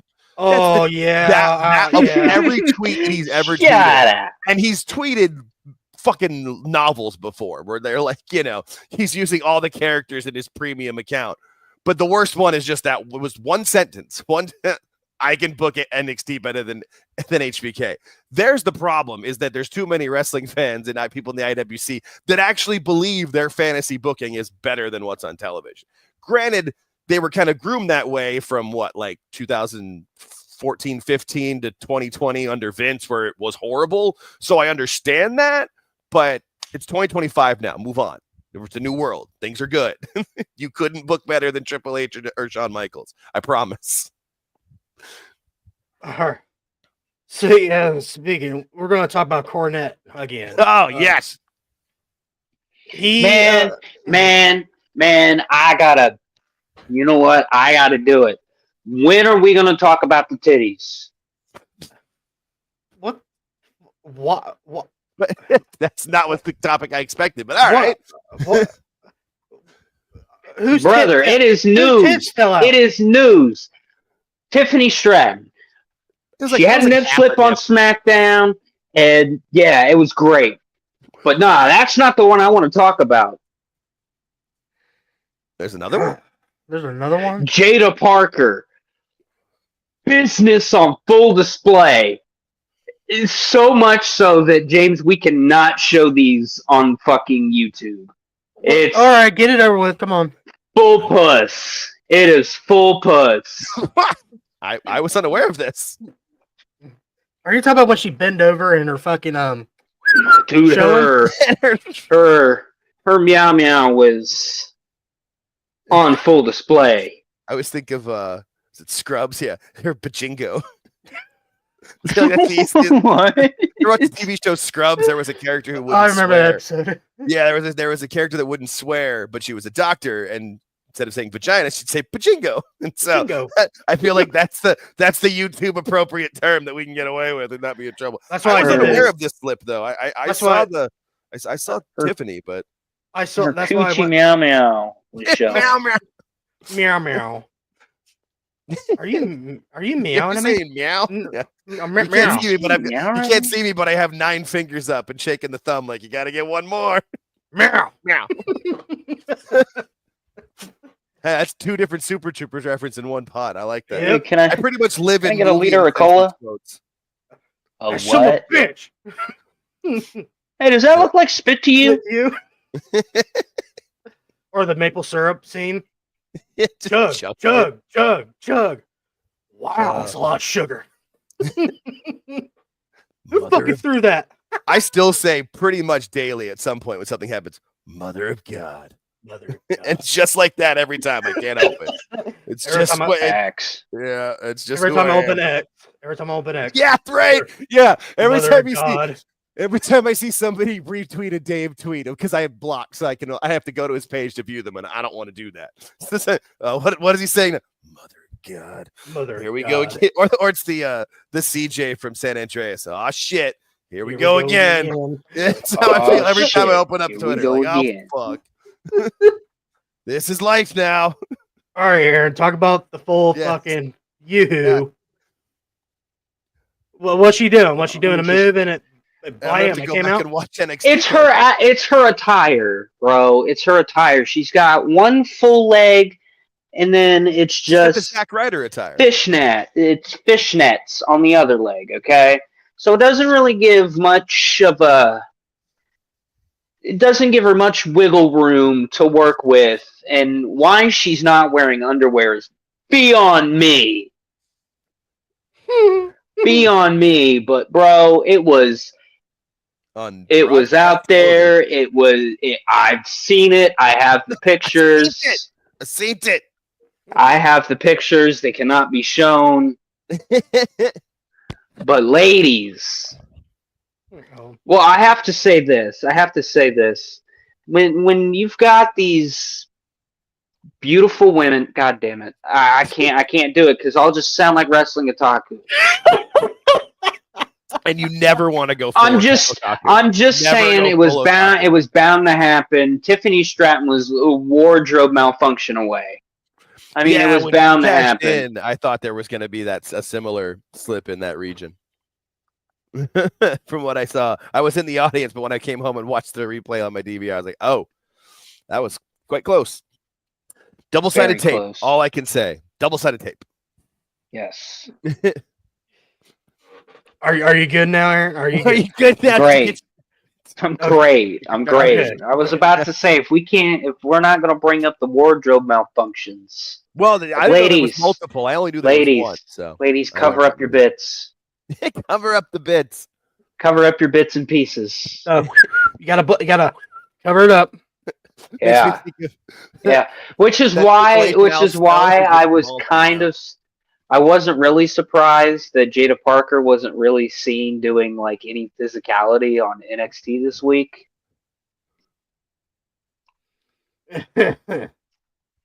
Okay. Speak. Jim Cornette, Jake. How about that? Yeah. Anyways, Blue Chew is not a sponsor yet. That's always what I've been saying. Not a sponsor yet. Reach out Sponsor. to me. The email's in my description. Sponsored by Raycon. No, I'm a big fan of Cornette. Actually, I credit Cornette for helping me getting back into wrestling because I got really busy from like 2018, 19. It was during the pandemic, working from home, having more time, and getting back. That's why I started getting into his pods and went back and got on the Patreon and listened to all of them from back in the day and going through. Oh my God, this channel is so underrated. I've been a corny fan. I've been a corny fan since 2015. Yeah, I got to hear him talk about the time that he fucking blacked out with the fucking dude that hit his wife's car or some shit. Yeah, that's my all-time favorite fucking Cornette moment is where he was talking about beating someone's ass. My favorite Cornette moment isn't even Cornette doing it. It's the interview of Jim Ross talking about Cornette trying to get across the Canadian border. That I have that video saved on my YouTube as like when I need a laugh. It's like a 6-minute clip. He's like, "You deadly do-right looking motherfucker." Oh, deadly do-right. That's good. Not going to get us in trouble there. Cornette just screaming at the Mounties at the border and Jim Ross explaining it. It's the best clip ever. It's my You favorite. need to send that to me. I need to see I will. that. I will. I need to fucking see that. Oh my God. Yeah. My favorite moment was where he was talking about T Bass. Remember, he was the guy that was throwing free tickets and all that shit. Yeah, and fucking spray what was it? Pepper spray his wife and all that shit in his car. Hit him with the car. Yeah, those stories are great. Ernest T Bass. That's what it was. Ernest T Bass. My all-time, I will say my all-time favorite is the fucking video that got fucking posted of him with Jericho. The Dairy Queen incident. Dairy Queen incident. Yeah, I thought it was Wendy's. No, it's a Dairy Queen. Oh God! You tell me we waiting this motherfucking hour for an hour and a half. You guys didn't. We wouldn't have goddamn ordered it if we would fucking want it. God damn you, some bitch! You guys wanted it. That's fuck you mean? What the fuck you mean we didn't want it? We wouldn't have ordered it if we didn't want it, dumbass. Jericho's recording it the whole time. Yeah. Oh, that is class. And all I remember was he was mentioned about Chris Candido and fucking Tammy. Tammy was in the fucking restaurant. Yeah, they're in there and they're like, no, he's really mad. Like he's pissed. You should probably get him his food. He's screaming, "Motherfucker! You motherfucker! You tell me we did on my goddamn! They pay you minimum wage to do what? Sit around with your goddamn dick in your hand? What in the fresh fried titty fuck's going on back there? Oh, you wouldn't have ordered the food if we didn't want it. That's my favorite line. We wouldn't order the goddamn food if we didn't goddamn want it. Yeah. What was it? What was it? Because Jericho didn't want ice cream. He wanted just the fucking fruit. and that No, was- I think he wanted like just the chicken and probably that. Yeah, he was The definitely fucking ordering banana healthier. or some shit. Yeah, at like 2 in the Yeah. morning in a drive-through. Like, dude, get what you can get and move the fuck on. Like, You especially didn't think back you then when wanted things it. weren't open 24 hours all the time. I mean, this would have been like, this is the mid 90s. Right. That's Yeah. it gets filmed like on an actual video, like a camcorder. Like that's what Jericho had. Good old Smoky Mountain days. Yeah, that's what it is. Yeah. Yep. God, that's hilarious. That's a Alright. good The video. video I'm going to show you. Yes, no, reviewed- this is the- class. This channel's great. This made me laugh when he reviewed the fucking Chris Standler and is her name Megan Bynes? Bane, I think it is. Bane. Megan Bane. Bane. And okay. I could have been at this show if I would have got a free ticket. I wasn't about to pay to go to AEW. It was like a mile from my house, but I didn't go. But me and Aaron did talk about some of this last week, and I kind of blame Penelope and Megan for this because this kind of looked made. Yeah, I Yeah. don't know who to really fucking blame here. So someone's gonna have This to is fill why me you in. need production meetings right here. This again, everything. I will continue to say this until I'm blue in the face. But whatever problem is, you just keep tracing it back. It goes back to one thing: Tony Khan, because he doesn't have the fucking authority to actually have these people like know what to do or take initiative to actually make shit look good because they're idiots. All right, let's play this clip. Yes, and no, it's perfect. yeah, this channel is I great. can't believe that this happened with people that had been in any type of wrestling training situation more than 3 or 4 months. And so now I guess Megan is the new toy and Statlander had to put her over. But nevertheless, Megan Bane won, and Penelope Pitstop is apparently affiliated with Megan Bane, and she helped out in this victory because they're This the heels, Megan and girl's then they tall as start shit. beating up, Yeah, and she's dating Statlander. Joey Janela. getting heat after the match. What? Yeah, that's and real. Thunder Rosa I thought it was a lie. She's comes actually Joey running out Janela's to make the girlfriend. save with a chair I don't and understand. slides in the ring and draws back. And not only did the heels not run, but Penelope Pitstop did not hide behind the big girl Megan Yeah. Bane because now they're trying to recreate the Mercedes Moon and Camille dynamic with Megan Bane and Penelope. We'll see if they can get it right this time. Off to a rocky start. He stands in front of the big bodyguard girl and says, "Come on, do something about it." To Oh, Thunder Rosa, God, who it's stands over terrible. the chair. So Thunder Rosa is trying to like advance on him without doing it because they're not backing up. And there's the awkwardness of that. And then Rosa draws back. Oh my- the chair this makes me and cringe. starts to Yeah, swing it's so at bad. Megan Bane, who doesn't move a muscle, and Thunder Rosa has So to pull up and not do it. Now she's deader than 4 o'clock, flatter than a plate full of chips. What the fuck does that mean? I don't know what The either of heels are those just sentences laughing mean, at her. but he says them all the time. And the referee has to get in between them and is like telling the heels, kind of, you go that way. And he's trying to help hold Rosa back so she doesn't get any more buried than she already was. It would be hard to. You'd come out the other side of the earth. Right? And I couldn't figure out what the fuck. At one point, Penelope grabbed the chair and they had a tug of war. She was trying to take God. it away and Rosa wouldn't let go of it. And then finally, when the heels got out of the ring and were walking down the entranceway, not that far away, Thunder Rosa threw the chair at him. God. Oh, such a terrible. Lance Archer comes. I just sent you the Cornette clip on. I DM'd it to you. And then the other Cornette one that's great is the one where he does the Stu Hart impression. Where he's talking about when his daughter. We got You got Yeah, Diana yeah, looking at you like a rhino. whore. The kids are in school, and you got Diana looking like a whore. Some Oh kind of whore. yeah, you Looking got like some Diana kind of looking like a whore. whore, Yeah, like a whore. yeah. Those are my two. That's that story where he's telling Stu. Where he's, oh yeah, Stu, it's because Bruce Pritchard's a pervert. Well, he said he was a fine boy. Like, oh my god. All right, No, what's your those are the clips that got me into it. what's your You got thought- Diana looking like a whore. Some kind of whore. It'll never not be funny. God. What you thought on that, Jake? What you So I'm so glad I didn't go to that show because I would have left watching that. Like that is so bad. I'd only seen the clips online. I hadn't actually seen like that much in detail of it because I don't care. But I'd listened to the Cornette review and laughed. But I love that channel does that where they link up the Cornette clips to what he says to the actual video because it's so much better than the AEW announce team because I don't care who's calling it. I don't care who's calling it, whether it's Excrement or Shivani. They're both awful.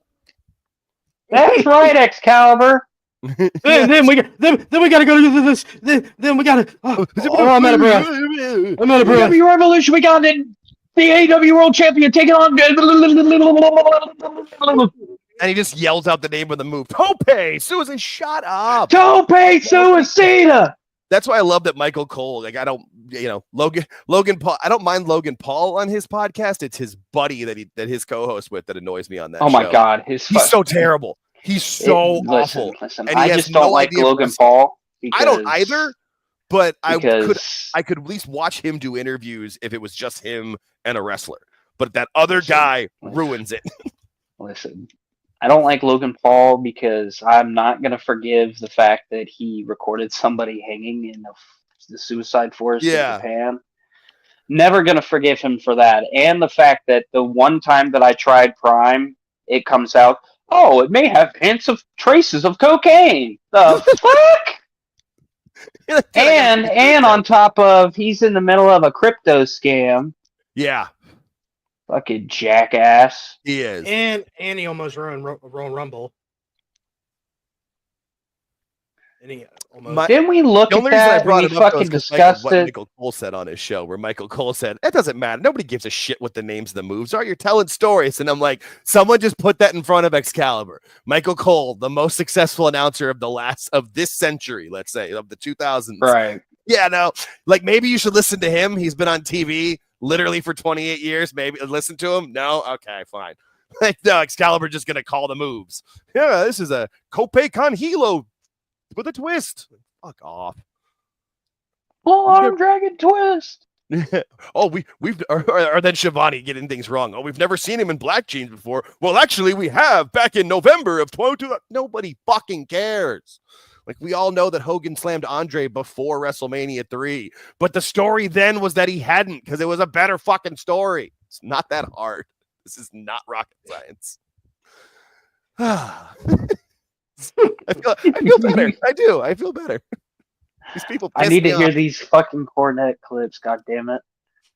Yeah, no, I DM'd you guys my two favorite ones, which like I said, the favorite one isn't even Cornette. Did you? Because I just I got it. I got it. I get it. You got it? Let's do it.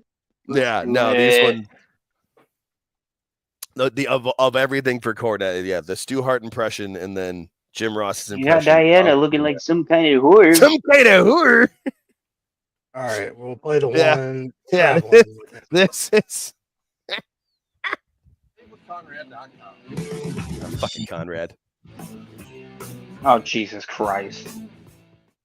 I love Conrad, but damn, I have not listened to one of his legendary podcasts for in like having months. these blow ups. Did you ever see one in the early days of Mid South, or did you not see that until later with Jim Crockett or somewhere else? There weren't many blow-ups, public blow-ups in Mid South. There were some, but they weren't frequent, and they didn't last long because that's not how the territory is run. It's just not how it was going to work in Cowboys territory. He had rules, he had discipline, and he had structure. And some guys adhered to it, and it worked for them. They used it to their advantage, and some guys were defiant and they felt this esprit de corps of being more independent thinking. I've seen Cornette blow up. I've seen him blow up in booking meetings, and I've seen him blow up anytime he had to fly someplace. He was stressed out. I remember we had a TV in Halifax, And, you know, it's one of those deals where you can't get there from here. So I remember us leaving New York on a Saturday, and we had to make 1 or 2 connections to get into Halifax. And of course, that was just more airplanes. And he despised the airplanes. He has, and he still does, a bona fide fear of flying. Justifiably so. The And he's not reason, the only guy in the wrestling business that didn't like flying. Especially now. But he detested yeah. it. It made him nauseous. It made him sick, physically ill. Quick story on that one.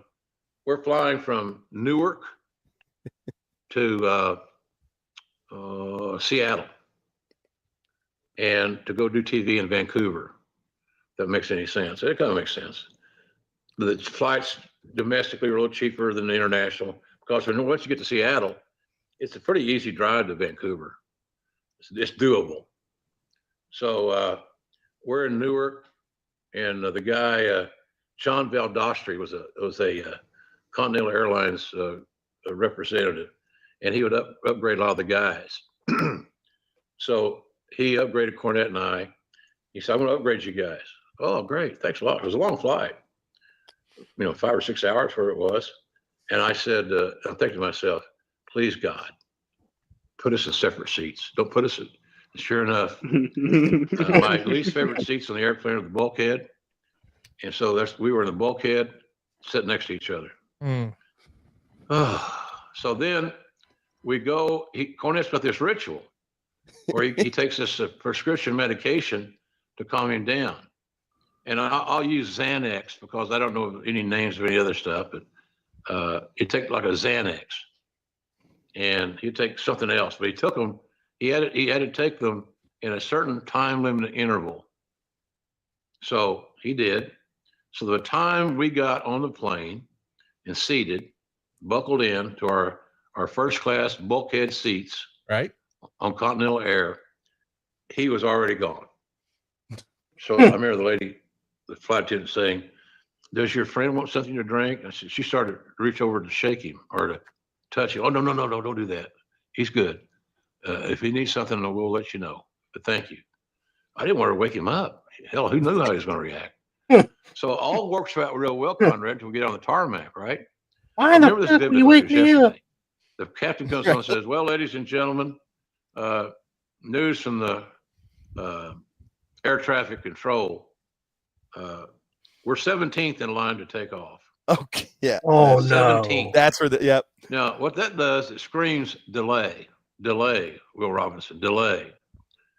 And so he's sleeping through the whole damn thing. Oh, So all that works no. out real well. Yeah. We finally take off, and I'm going to tell you that we're somewhere where, the Midwest, maybe Minnesota, Dakota. So we had a couple hours left on the flight, and he wakes up. Wanted to know, are we almost there? Remember those little monitors in front of your seats, Yeah, where you can judge your flight? Mm-hmm. He looks at that son of a bitch, and I thought he was going to try to parachute out. So he said, you got to talk to me. You just got to talk to me. And so, what do you mean to say? I don't care. Just talk to me. So I talked to him, but what we're going to talk about? Football? He don't know anything about football. Talk about the booking, and we got a kayfabe. We can't talk about the booking. So finally, I started singing to him. He said, "Just sing to me." Okay. And then I was singing, for some reason, a Neil Young song. And one of the lyrics was, "I caught you knocking at my cellar door." And I think people thought we were gay. Not there's anything wrong with that. It's the visual of door this. was a metaphor for something I else. forgot about the flight part of the story. And so I sang to him. I told him stories. It's like telling a kid a bedtime story. So we finally got to Seattle. And then to make matters worse, he demanded to drive. This He's real coming off story is good. this fog. Loopy. Oh, buddy. So I remember we rented a Lincoln, or the Lincoln was rented for us. Big car. We crossed over the border of Canada, and the guys at the border recognized us, and course, they're screwing around, and they says, we need to look in your trunk. Now, I don't have any idea what Cornette was carrying in his suitcase. I know it wasn't drugs. It wasn't contraband. At least I didn't think so, and I still don't think so. But, he goes to this promo, "You motherfuckers can't touch my shit.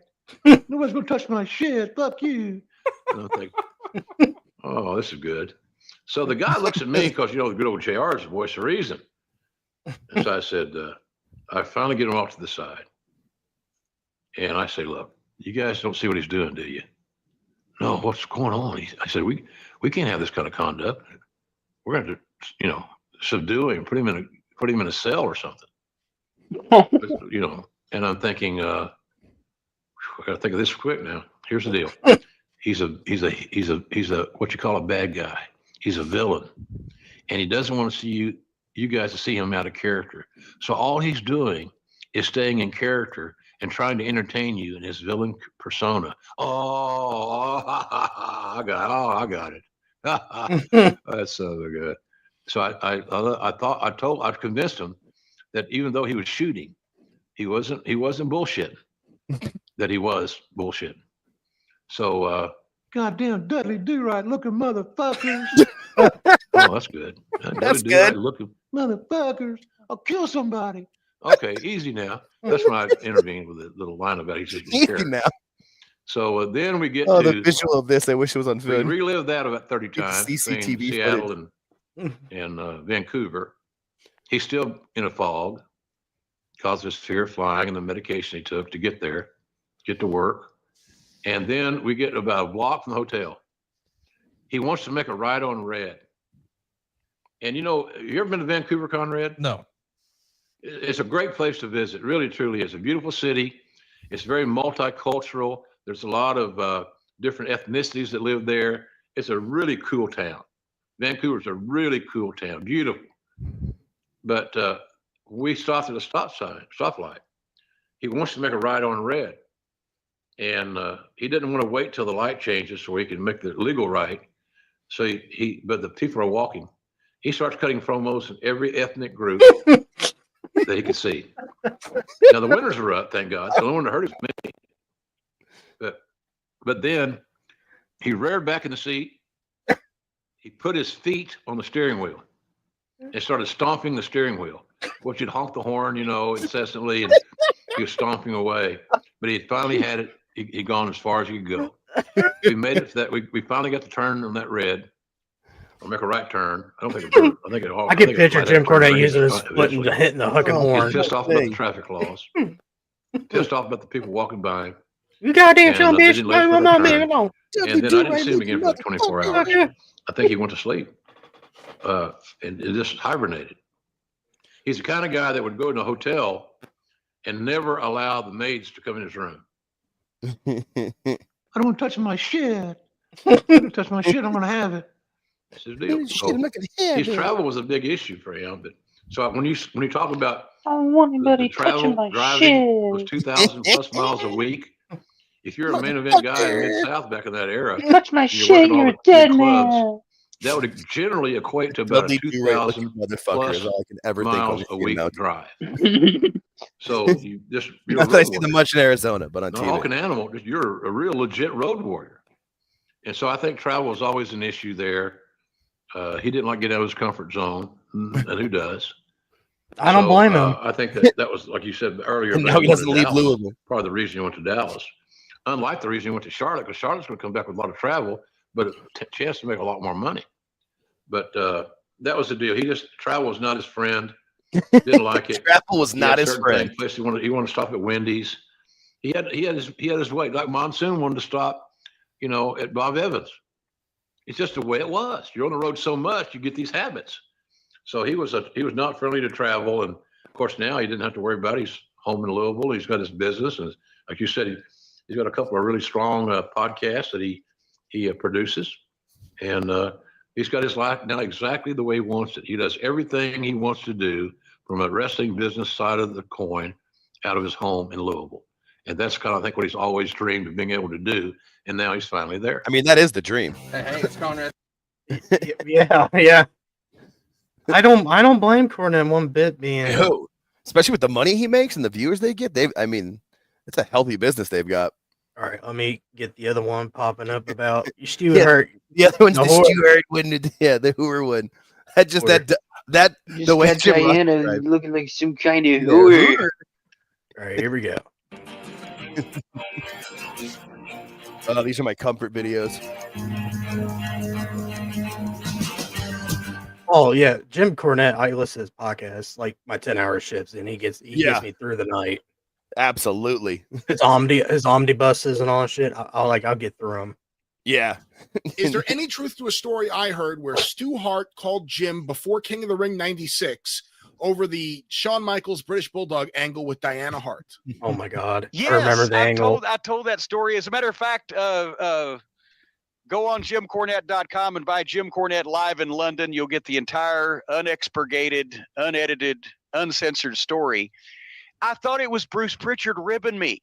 Stu really did not like that they had come up with the angle where Diana was trying to entice Shawn, and then they would find out later on when the payoff happened, which never happened, that it was a trick, that she had pushed herself on him, and otherwise in means to get incriminating video and etc. to make him look bad. I don't know where they were going with it. I was trying to fucking help, but I was a bystander in a lot of this. But anyway, fucking one day I'm at Raw after the promo that we had done where, Diana had said, Shawn, you want me, and I'd called him a fornicator. And I'm sitting back in the pre-tape room, and here comes Owen carrying a red phone, followed by Davey Boy. Doop, doop, doop, and like they're sneaking in, they're doing something, they're up to some mischief. And this looks like the fucking Commissioner Gordon Batman phone, right? And I said, what the fuck? This phone for you, Jim. I said, who is it? He said, it's Stu. So already, and the cord's going out the door around the fucking corner. I'm already smelling a fucking rat. I say hello, and Bruce Pritchard does a great Stu Hart impression, as do a lot of people. And I hear, Jim? I said, yeah, Stu, how are you? Jim, it's Stu is just I'm just calling about the thing with Diana. The kids are in school up here, and they're kids are in making school. her I look don't know on why that makes TV me like laugh. she's some kind of whore. I said, yeah, I know, Stu. It wasn't mine. It's hard to explain. And when she's coming on TV there, and the kids have to go to school, and there's Diana looking like some kind of whore. I said, yeah, whose fault it is, Stu? It's all the fault of that fucking Bruce Pritchard. It's Bruce? It seemed like a fine boy to me. I don't know what I said, no. He's one of those guys. He goes to those adult bookstores and those porn stores, where they have to mop the floor up afterwards. Then he's always got all those sex toys in his bag. He's a pervert. He loves that shit. Well, I had no idea. I always thought Bruce was very businesslike. I said, if I were you, Stu, I'd call Vince, because it's really making the whole family look bad. Oh no! I have to do that because I just don't want Diana looking like some kind of whore. Yeah. See, if I were you, I'd do that. Get right to the bottom of it. Okay, Stu, thank you very much. I hang up the phone. I look up at Owen and Davey, and right as I've said, who was that, thinking they're going to say it was Bruce, around the corner and into the room walks Bruce with papers in his hand, obviously oblivious to everything that's fucking gone on. Oh, God. I flashed myself looking back at the phone. I've been talking to Stu Hart. Bruce says, what's going on? I said, nothing. Nothing for you to see here. Nothing to be worried about. I don't know. And I've always said this. I don't know what happened afterwards. I don't know if Stu called Vince. I don't know if Vince talked to Bruce. I don't know if Diana still looks like some kind of whore. But they cut that fucking angle off the very next week. And it was the long pause for me. Shows, I don't think Bruce was aware why he might have possibly been chastised for being a sexual deviant and a prevert. Long about 1996 or 7. It was recently talked about on the Super Podcast. The Honky Tonk Man now is a one-man show, I guess, where he goes to different comedy clubs and he does his one-man show. And one of the things he says, I guess he has a thesis that all of the Hart kids, including the girls, sound like Stu. Yes. Which is true. Yes.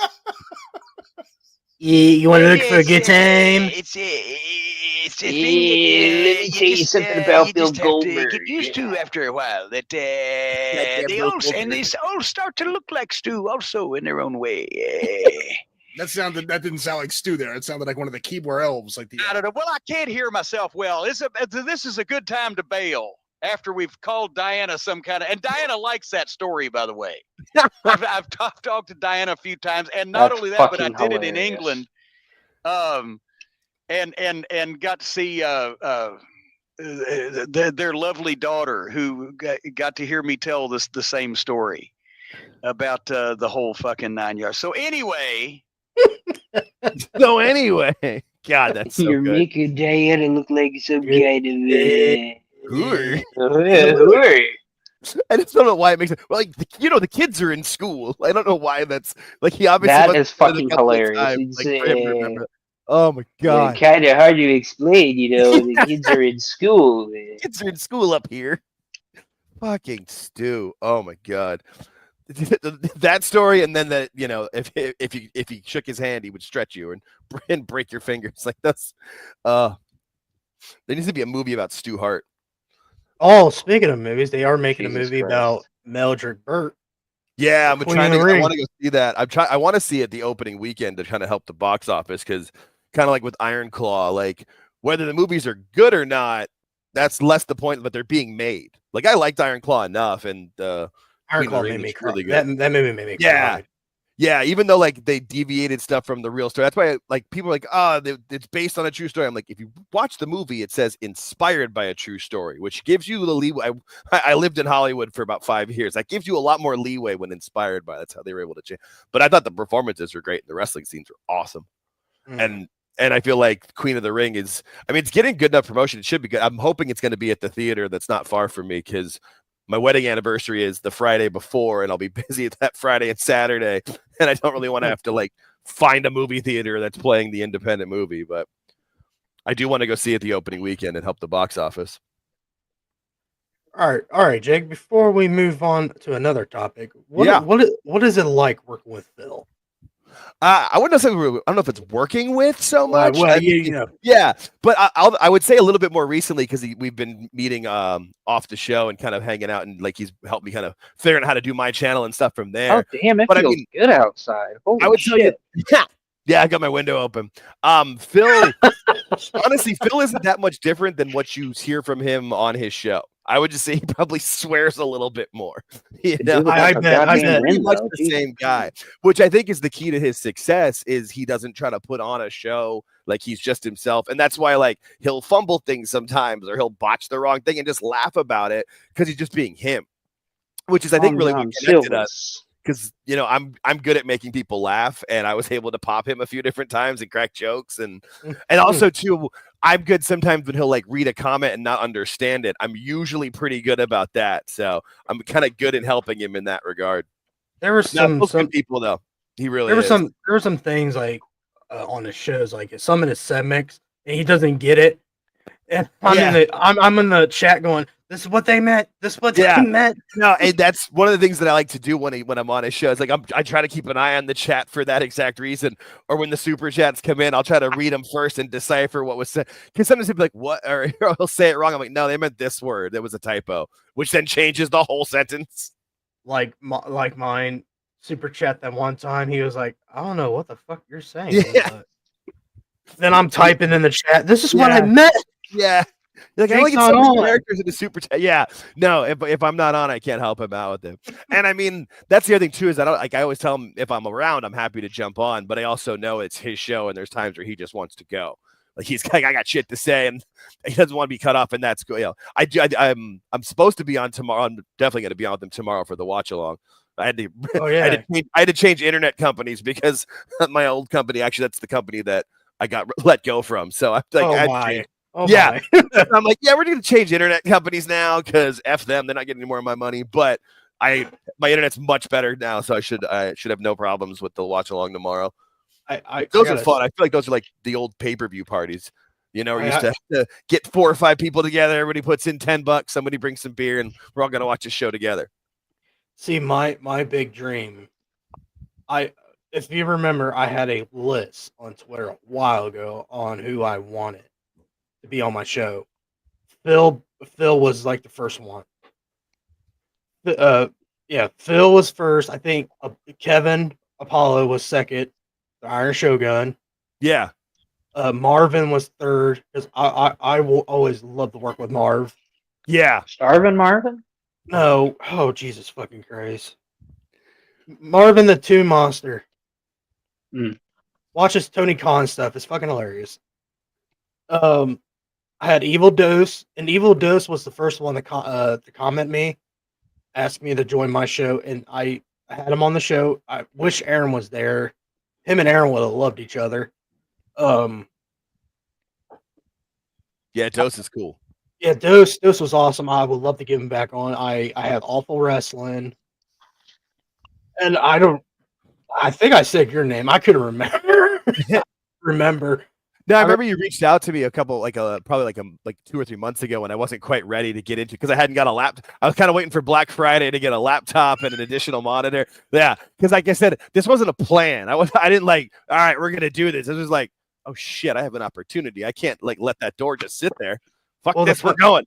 I just love how I'm gonna tell Aaron how this all started. I just had a random message, Aaron, from Jake here saying, "Hey, my YouTube channel's up and going. I'm available." What was it? Friday or I can't remember what you said. I'm available this day. Oh, we could do it today. Yeah. Well, Let's do it today. Yeah, when you asked me before, you're like, we usually do Fridays or Saturdays. I'm like, well, that'll work out, especially Friday. I'm like, shit else to do. Let's go. This is fun though. And I texted Aaron, we got a guest host. Well, good. I'm glad it worked out. That was fun. Evil Dose was awesome. I had a good time with them.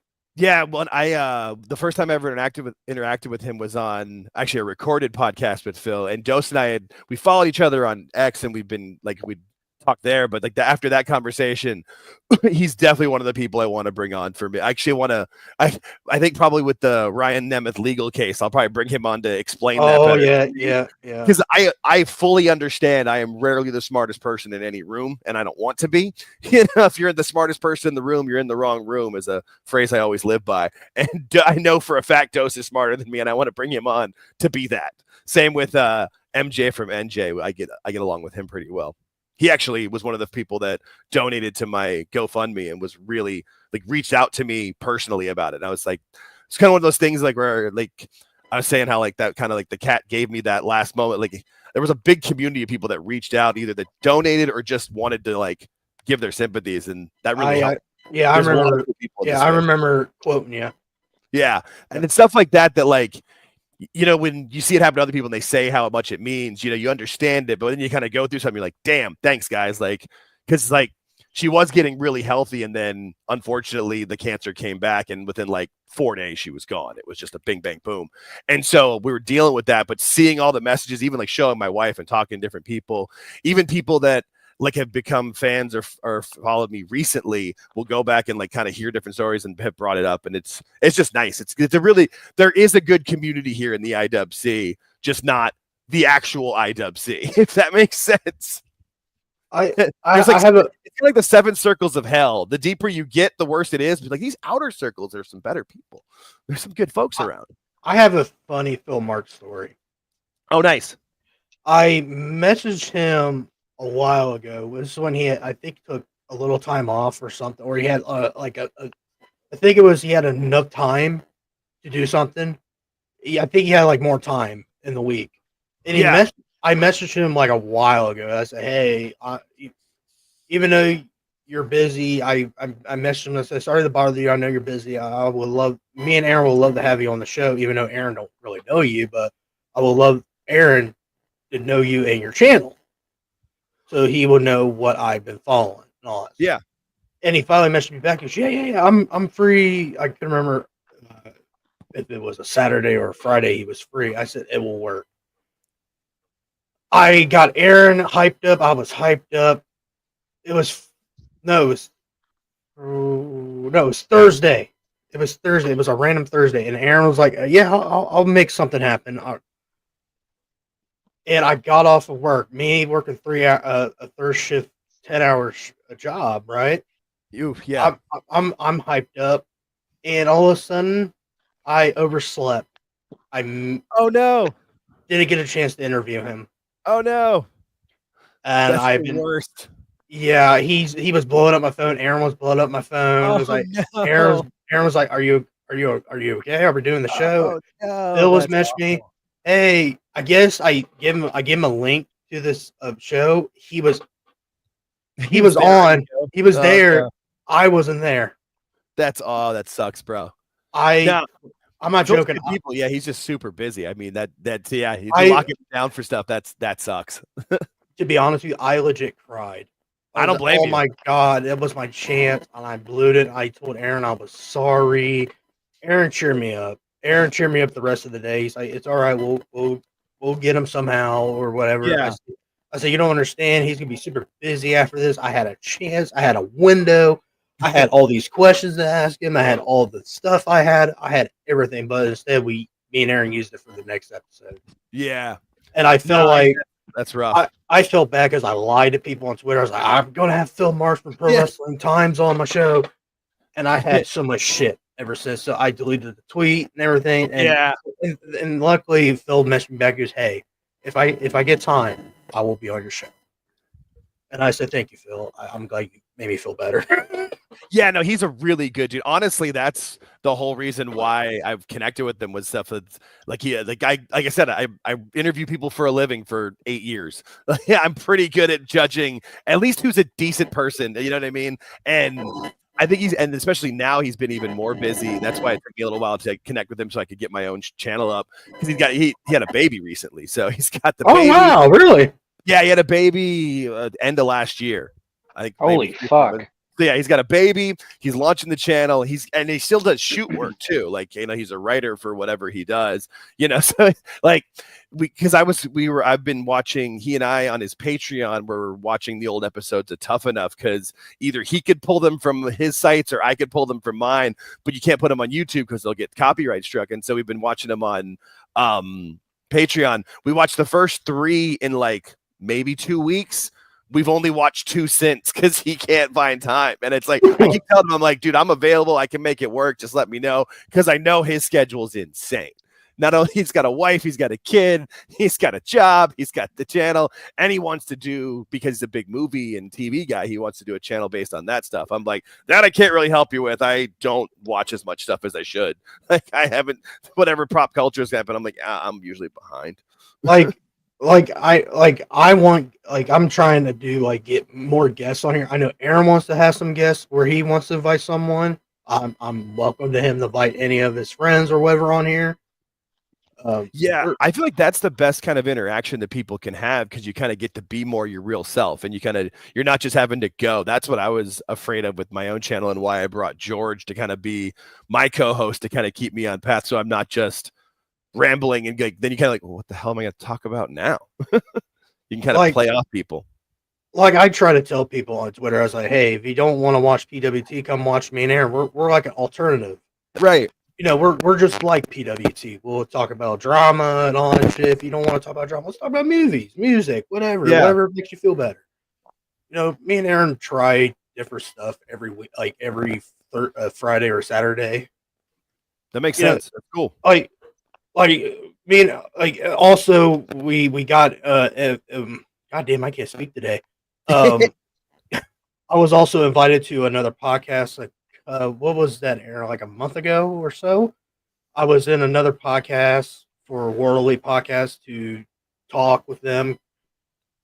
We got invited to do a recording with them. We're doing No Way Out 2001. Oh wow! Yeah, and me and that gang are trying to work together to have me and Aaron on because I'm off Thursday through Saturday, and Aaron, I get him on Friday and Saturday. So and all these podcasts are inviting us. They want to do Monday, Tuesday, Sunday, where me and him work. And I was like, that's not going to work, dude. And I'm not going to do a podcast and go to work not getting sleep. Yeah, no, especially trying to talk and have it. Yeah. That was where Phil and I worked out too, because we're only 1 hour apart time difference wise. So Yeah, because he's from Canada, right? He's from Canada. Yeah, I think I'm not exactly sure where. I guess it's more central because I'm in the west. Yeah, because the time since go down. But I'm just glad he ain't a French one. yeah, from my understanding, again, from what Cornette says about most people with the French Canadian accent, even if they're not jerks, they come off that way. Phil doesn't, so no, Phil's good people. We like I said, we had Evil Dose on here. We had me and Aaron, good friends with Willie. What does he call himself again? Willie's Wrestling Corner now, or some shit. He changed his name, but his original name was Willie Does Wrestling. He's a YouTube wrestling content. He makes like WWE2K videos and all that. Nice. I randomly invited him on. I said, hey, let's talk about your channel and all that stuff. And that's cool. That's how you do it. He got some recognition. I think he got a little bump on the subs, even though we have like over 50 subs. I don't know how that fucking works, but okay. And I feel like every sub I have is because they've heard me on PWT, and I told them I was doing a channel. Like, hey, follow me. Everybody, all my subs. Like, I know that name. I know that name. I know that name. I figure like half the subs I got are like people that are on Phil's chat. Yeah. When Phil's like, hey, give Savage Wrestling podcast a listen, and then all of a sudden we're like, I had like 20 bumps up. I was like, God damn, Phil, thank you. I'll work with that. I'll take 20 people. I don't need 1,000. 100%. Yeah. Me and Aaron we're trying to spread the channel here and there, even though we have more followers on Twitter than YouTube. I don't know how. It's funny. Mine are all fucking bots. Mine are all fucking bots. I get messages from people like, can you and Aaron do a review and all that? But half times you can't do a review because there's some pay-per-views. Like, I can't remember what this guy wanted me to do. It was like the Royal Rumble in 1992 or something. But I was not. I don't think I was born yet. But that is usually considered the greatest Rumble ever. But it's hard to do a watch along because it's the only reason it's the greatest Rumble ever is because of Bobby Heenan. Like the Rumble itself is good, but Bobby Heenan's commentary about Flair from entrant number 3 on is literally probably the best commentary wrestling's ever had. I won't be bad, God. Just let Ric Flair win. I didn't mean that. I didn't mean that after Ric Flair. Like, he's fantastic. Like I gave huge props to Phil. Like me, oh my God, Aaron, I hated this website we used our podcast on. It was Streamlabs. Aaron hated that fucking website because he kept getting kicked off. Every fucking like 5 minutes gets kicked off. And I keep inviting him. Every 5 minutes, like Aaron's picture would be still up. But I'm trying to talk to him and then he's quiet. I'm like, oh no, did he get kicked out or is he muted? Then Phil told me, hey, go to StreamYard, even though he hates StreamYard. He goes, a StreamYard would be good for you. I think it would be good for you and Aaron. Give it a shot. And me and Aaron fell in love with it since. But Aaron gets kicked off here and there, but it's not as bad as Streamlabs. Jesus Christ. I use it because Phil does too. Like Phil should get a sponsorship from them because the whole reason that I used it is because of interacting with him on it and seeing kind of how it worked. And then now that I've got it myself, I've got like the creator studio channel part of it. So there's a lot more involved, but still it was like an interface I was comfortable with. I knew at least the basics of it. I already had an account built. So I just, again, waited for the Black Friday deal and did the 40% off, do that too.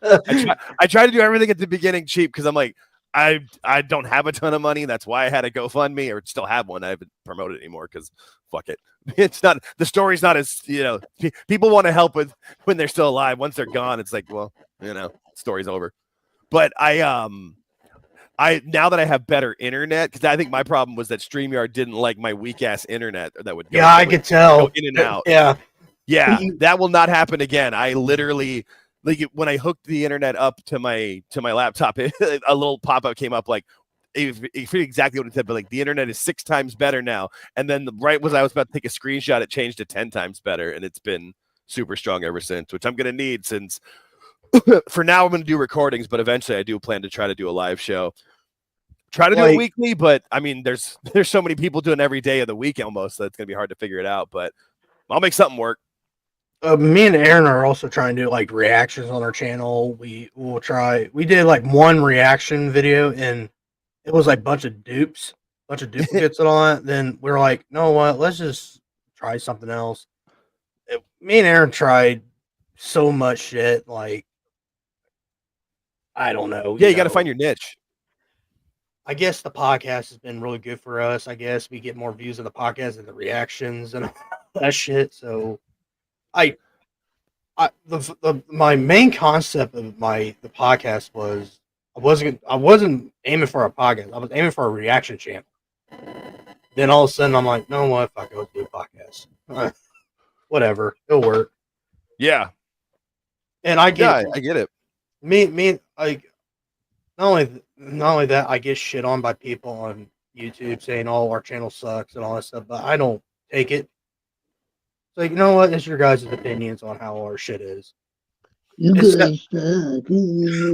Quit making fun of this guy. Yes, Quit doing yes. that. So does your mom, buddy.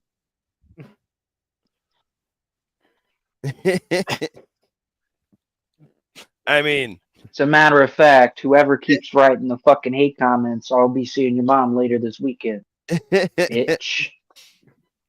I'm prepared for that to Go start make coming yourself at some point. scarce. I feel like I'm in the honeymoon phase right now, and everybody who's following me or commenting are people that know me from Phil's show or some of my, real life friends. You know what? I got mom your back. watches them. You know what, Jake? I got your back. I got your back on the comments. Appreciate Yeah, that. leave that guy alone. He's a really nice. Yeah, well, the funny thing is I feel like most of the time that I end up getting hate comments, it's by some sicko who's either too stupid or too mad or probably both to not use any punctuation or grammar. Like the last time someone yelled at me and called me, that was just the first time I was called a shill. He called me a Triple H shill, and only one of the H's was capitalized. There was it felt like Dave. There was just a long run-on sentence. It was like one long sentence of why he was mad at me. I'm like, okay, I retweeted it. I was like, I've never been called a shill before. It's a win.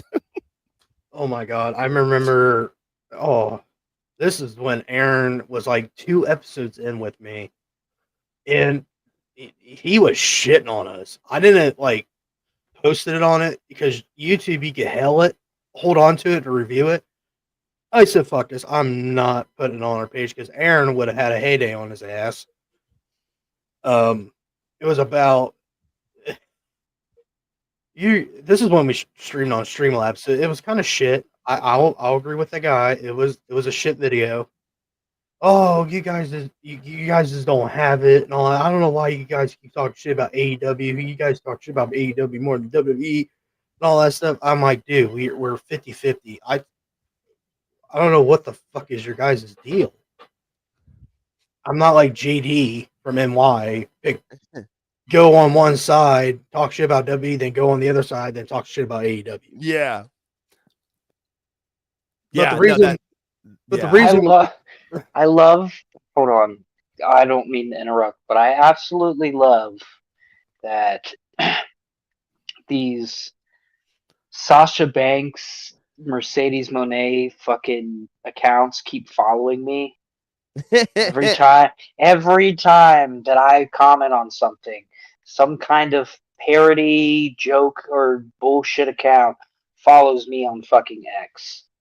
That's funny. Speaking of Mercedes Moné, I got in the middle of controversy with. Do you remember a guy named Wes on Twitter? Yup. Okay. Somehow I got in the middle of that when he dropped the hard R. Yeah, I say, were you in that Spaces that I've seen Yeah, videos of? yeah. I've only seen videos of it. I wasn't there, but I was in it, but I didn't speak. Smart. I didn't speak. When I heard you weren't even there. I wasn't even there. I wasn't even there. I was just watching. It was on. Yeah. Well, the funny thing is, the whole thing about that was, I can't remember his name, Lamont Davis or some shit, invited me because he's a fan of us. He invited me to this space. So, okay, they're a bunch of African Americans talk about wrestling. Okay, I'll join, whatever. Then they invited him and his butt buddy too. They were talking. I can't remember what it was. There was a lot of yelling, and then it stopped when there was. Yeah, there was a lot of yelling. There was a lot of yelling. A lot of punches thrown. what the fuck were they was talking about? Ibu, elbow, whatever. Talk about Whatever. Elbow. elbow. whatever. Elbow. Elbow. That's what we're calling them now. I mean, Yeah. it works. Elbow. It was they were talking Elbow, about elbow, El Doofus. El Retardo. We all know who he's talking. We all know who he is. When you see that face pop up in your ex, you're like, oh god, here we go again. I'm looking at it real quick. Oh, I think it was the Brit. Yeah, it was a Britt Baker Adam Cole drama when they said that Britt Baker cheated on him. Right. And I couldn't remember. It was We Want Hendry.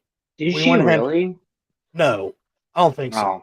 I don't think so. It was that's just been a stupid rumor that the dirt sheets kind of said because they said it I initially. mean, I will say, ever since somebody that else. they broke up, Adam Cole's left arm has gotten increasingly bigger. He's been working on that stroking game. There's a bad Paul Orndorff joke to make, but I'm not going to make it. I'm not. Oh my god. That's all I need. That's it. I knew it. That works enough. You can hear it. It's there. Well, I was in the middle of the That's wrong. Yeah, no, that was bad. That's bad, but it was funny. I was in the That's middle all of that that. mattered to me. Now I'm curious. Now you have to say it. Well, no, just because I could have. I didn't really make up the joke. It was just he had atrophy in the one arm, so he had one arm smaller than the other. So Adam Cole's got that Paul Orndorff thing going on. That's really the only joke. It's either that or the episode of Family Guy where Quagmire finds the internet and spends 3 days in his house, has the big arm when he comes up. But that's I try to keep it What's going wrestling. on? Yeah, just hanging out, checking out that internet. A lot of internet porn. I'm gonna go check the mail. Did you do a lot of or Quagmire? You been lift weights? No. I'm gonna go back inside. But I was in that space. Then they were arguing, a lot of yelling. Then he drops the hard R. Then I went, okay, I'm leaving. Then, like a few hours later, they wronged it up. And all you can see is the fucking logo for the fucking podcast in the space where I was at. That's not good. Yeah. Oh, No. okay. The funny thing is, one of my buddies messaged, goes, "Hey, James, are you racist?" No, why? You were a part of the whole. You were close to where they were. Or where? I said I heard that where the 3 letters came in, and I backed out. I didn't hear the whole word. Oh, I heard the whole word. Yeah, after Aaron sends me the fucking video. Well, oh, that's what he said. I thought he was saying night night. No, he was not. Okay. Then We Want Hendry guy was making a big deal about it. I'm like, really, guys, just let it go. So what? He's white. He's pulling a Call of Duty card. It's basically every Call of Duty player. Yeah, but he's also like a 40-year-old dude, so. Yeah. Yeah. I mean, that's the whole thing, know with JD. Like, there's videos of him playing Mario Kart being super racist, and it's just like, all his Asian jokes, all the Asian jokes and shit. There's a few different ethnicities he's attacked on videos that I've seen, and it's certain people are, which then you're not surprised when their wrestling takes are full of shit too. Oh my god.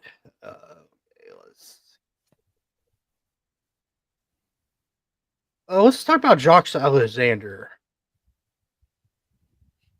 Nice. Or why? Yeah, he's in the news, and I think this story is bullshit. Yeah. Well, we're gonna bring it up. Even if he has signed, why stooge it? But I don't know. I feel like he'd be a good NXT coach. Josh Alexander is joining AEW. He chose the promotion as they offer him a better deal than WWE. And it goes on to say Josh Alexander has not been announced by multiple sources, listed him as coming, and it was confirmed to us that he made his decision at which size WWE or AEW he was going to, based on what he or whatever was right thing for his family and the best offer. That was sourced by Wrestling Observer newsletter. Oh wow, there's Dave again. Well, and like there's the aggregating sites being 0 for 2 recently because they were the ones that also told us that Elijah was for sure AEW bound or ROH bound because he did that one video with the Righteous, and then last week he shows up on TNA and now he signed with TNA. So anytime these aggregation sites, which I used to really enjoy Cultaholic when they were more of like when they would post fun videos as opposed to just trying to be the news and aggregate Dave. That's just, I can't. If your source is the Wrestling Observer newsletter, like anymore, if you haven't seen how bad he's been for the last 18 months and more, but specifically his track record the last 18 months, I can't help you. I really can't. There's nothing I can do for you if you think that he's a news source.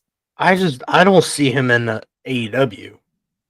I could see him joining, having like one feud that they book that, and then the next feud they book something stupid and then he's off TV or on Ring of Honor. Yeah. Wow. I thought he was going to do more of like stuff with Maple Leaf Pro. Go be with Scott D'Amore. It'd be easy for him and his family. Right. That's what I thought. Being from Canada, but yeah. Yeah. I mean, at least right now, because they try to join WWE right now when they're on the road to Mania, and NXT is freaking stacked. I feel like I would just want to wait. Like, that's why I think for Miro, everyone's like, oh, he's going to come back to WWE. I'm like, he should go to TNA. He should go spend a year. He should go do the Naomi/Trinity move. Go be in TNA for a year, go dominate, win a title, have some great matches, and then come back. I see Josh. That's what I would do. I see Josh Alexander go to Japan. Like, have a good run in Japan, but the way New Japan has not been really well. But whoa. Or go to Maple Leaf Pro or whatever. Fuck. What, Aaron? What? Nothing. We don't talk politics on this show. No, fuck no. Don't you do it. Don't you do it. I'm doing it anyways. So President Zelensky has been told to leave the White House. If you don't know who that is, it's it's the president of Ukraine. Okay. Damn, I bet you Trump told him, you ain't getting any more fucking money. Fuck you. Piss off.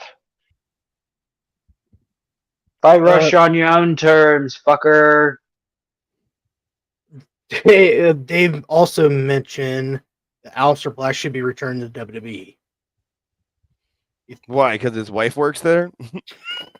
Like, it doesn't play, maybe. But again, maybe. If he does, I think they should save him till the Raw or SmackDown after Mania. Because again, it's just nuts. There's no room right now. No. Especially them having the road WrestleMania starts right after Rumble and all that. Yeah. It's gonna be a little hectic for months and all that.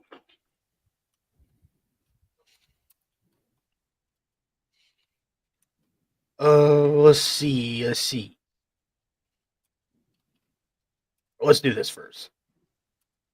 They said Jade Cargill has been officially clear. She's been out of action since November with an undisclosed injury and was listed. Filming a movie. yeah. And with the company and all that, blah blah blah. Where do you think when she will return? Tomorrow. I think she'll be the reason why. So my thought, is that she'll be the reason why Bianca wins the Chamber, because I feel like they want to do a women's main event for night one, and Bianca and Rhea is really the only match that would be main event worthy. Yes. Tiffany and Charlotte's going to be a great match. It's going to get Tiffany over massively, but it's not a night one main event. Rhea versus, but I'm not really. I think she will, but I'm not sure because I don't know if they can really turn Bianca heel. It's very interesting, the whole thing. But I think she comes back tomorrow at the Chamber and is involved somehow in the ending of that. Oh God, it's Cope. Dead behind the eyes. I'm sorry to laugh. I'm sorry to laugh, Jake. But when I came back on the screen, I just saw that fucking face. You ever see like This just came across my fucking phone screen. I was like, "Yep." like in the movie Jaws or other movies where they like zoom in on the character but kind of zoom out and they're scared? Like that's that camera angle we need on the edge right there. Just I'm dead in the face. All right, Oh Lord. speaking. All right, guys, this was fun. I gotta tap out though. I've got a couple things I gotta take care of for my wife before she gets off work. All right, this was fun though. Yep. Awesome. Cool hanging out with you guys. Come check out my channel. It's right there at the bottom. All Jake takes on. Me and George will be doing a show on Sunday. Thanks, guys. Yep. Have a good one. See you. Peace. See ya. All right, everyone, do something real quick, before we get off. What's up? How you about The Rock? You want to talk about that? The remember fact that he wants Cody Rhodes' soul.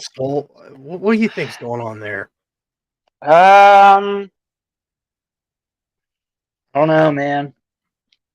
I don't know. I will say I'm just tired of seeing everybody bitch about everything all the time. Triple H is giving us one of the most unpredictable roads to WrestleMania, to where we are constantly asking questions and not having answers. And I think, quite frankly, that people are pissed off because they are they're so used to the Vince McMahon way of booking, and I've kind of fell victim to this a couple of times where I've thought of ideas and I'm like, ew, that's the Vince McMahon way of thinking. Right. But do you think Cody's going to accept The Rock's offer? Yeah, but we're also forgetting one key component into this whole story. Go ahead. What is this favor? Do you think it's going to make Punk turn heel? Punk will work fucking great as a heel. Be a corporate champion for The Rock?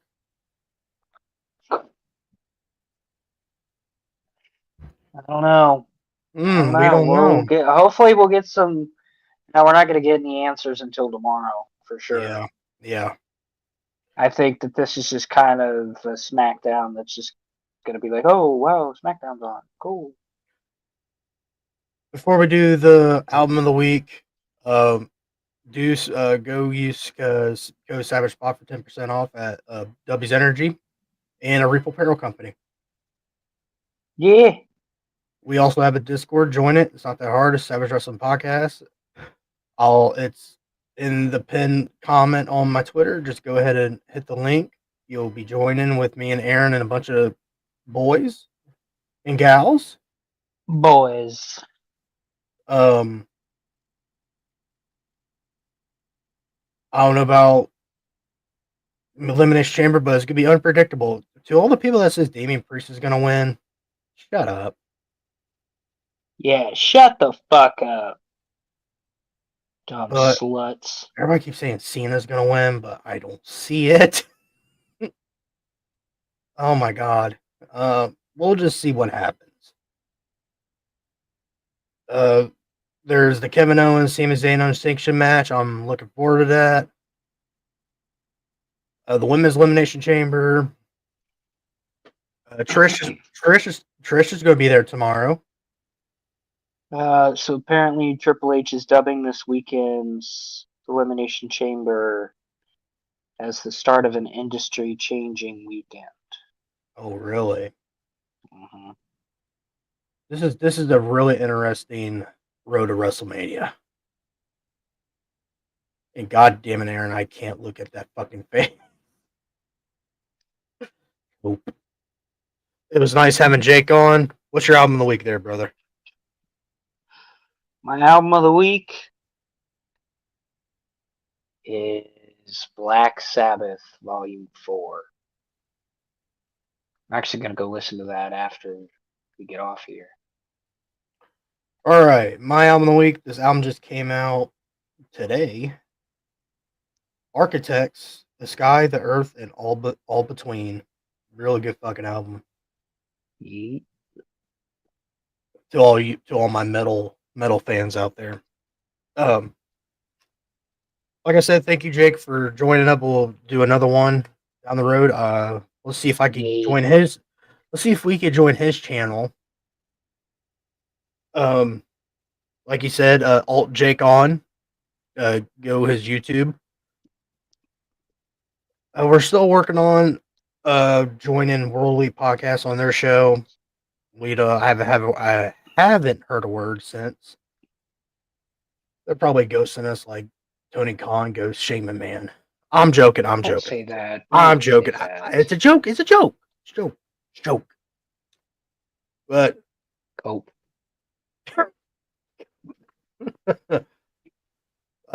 Cope using a rope that's slathered in soap while he's smoking on the dope. And also, Aaron, what's your famous line? What's that band you hate so much? God, I can't put my finger on it. Oh, it's name of a food. Oh, God damn it. Oh, hold on, let me think. Oh, Aaron, it's on the tip of my Red tongue. Hot Chili Peppers? What? I can't say that with a straight face. I love the Red Hot Chili Peppers. Vanilla Ice? Because I come from the state of Pennsylvania. Corn sucks. Deptone sucks. Aaron is Hold not. on. I gotta think of another band that really sucks. Aaron is not down with the Nuki. We know that. Nope. Uh, All right, I got it. Come on, man. I'm itching. To hit This this is goddamn for all button. my juggalos and juggalettes. Whoop whoop.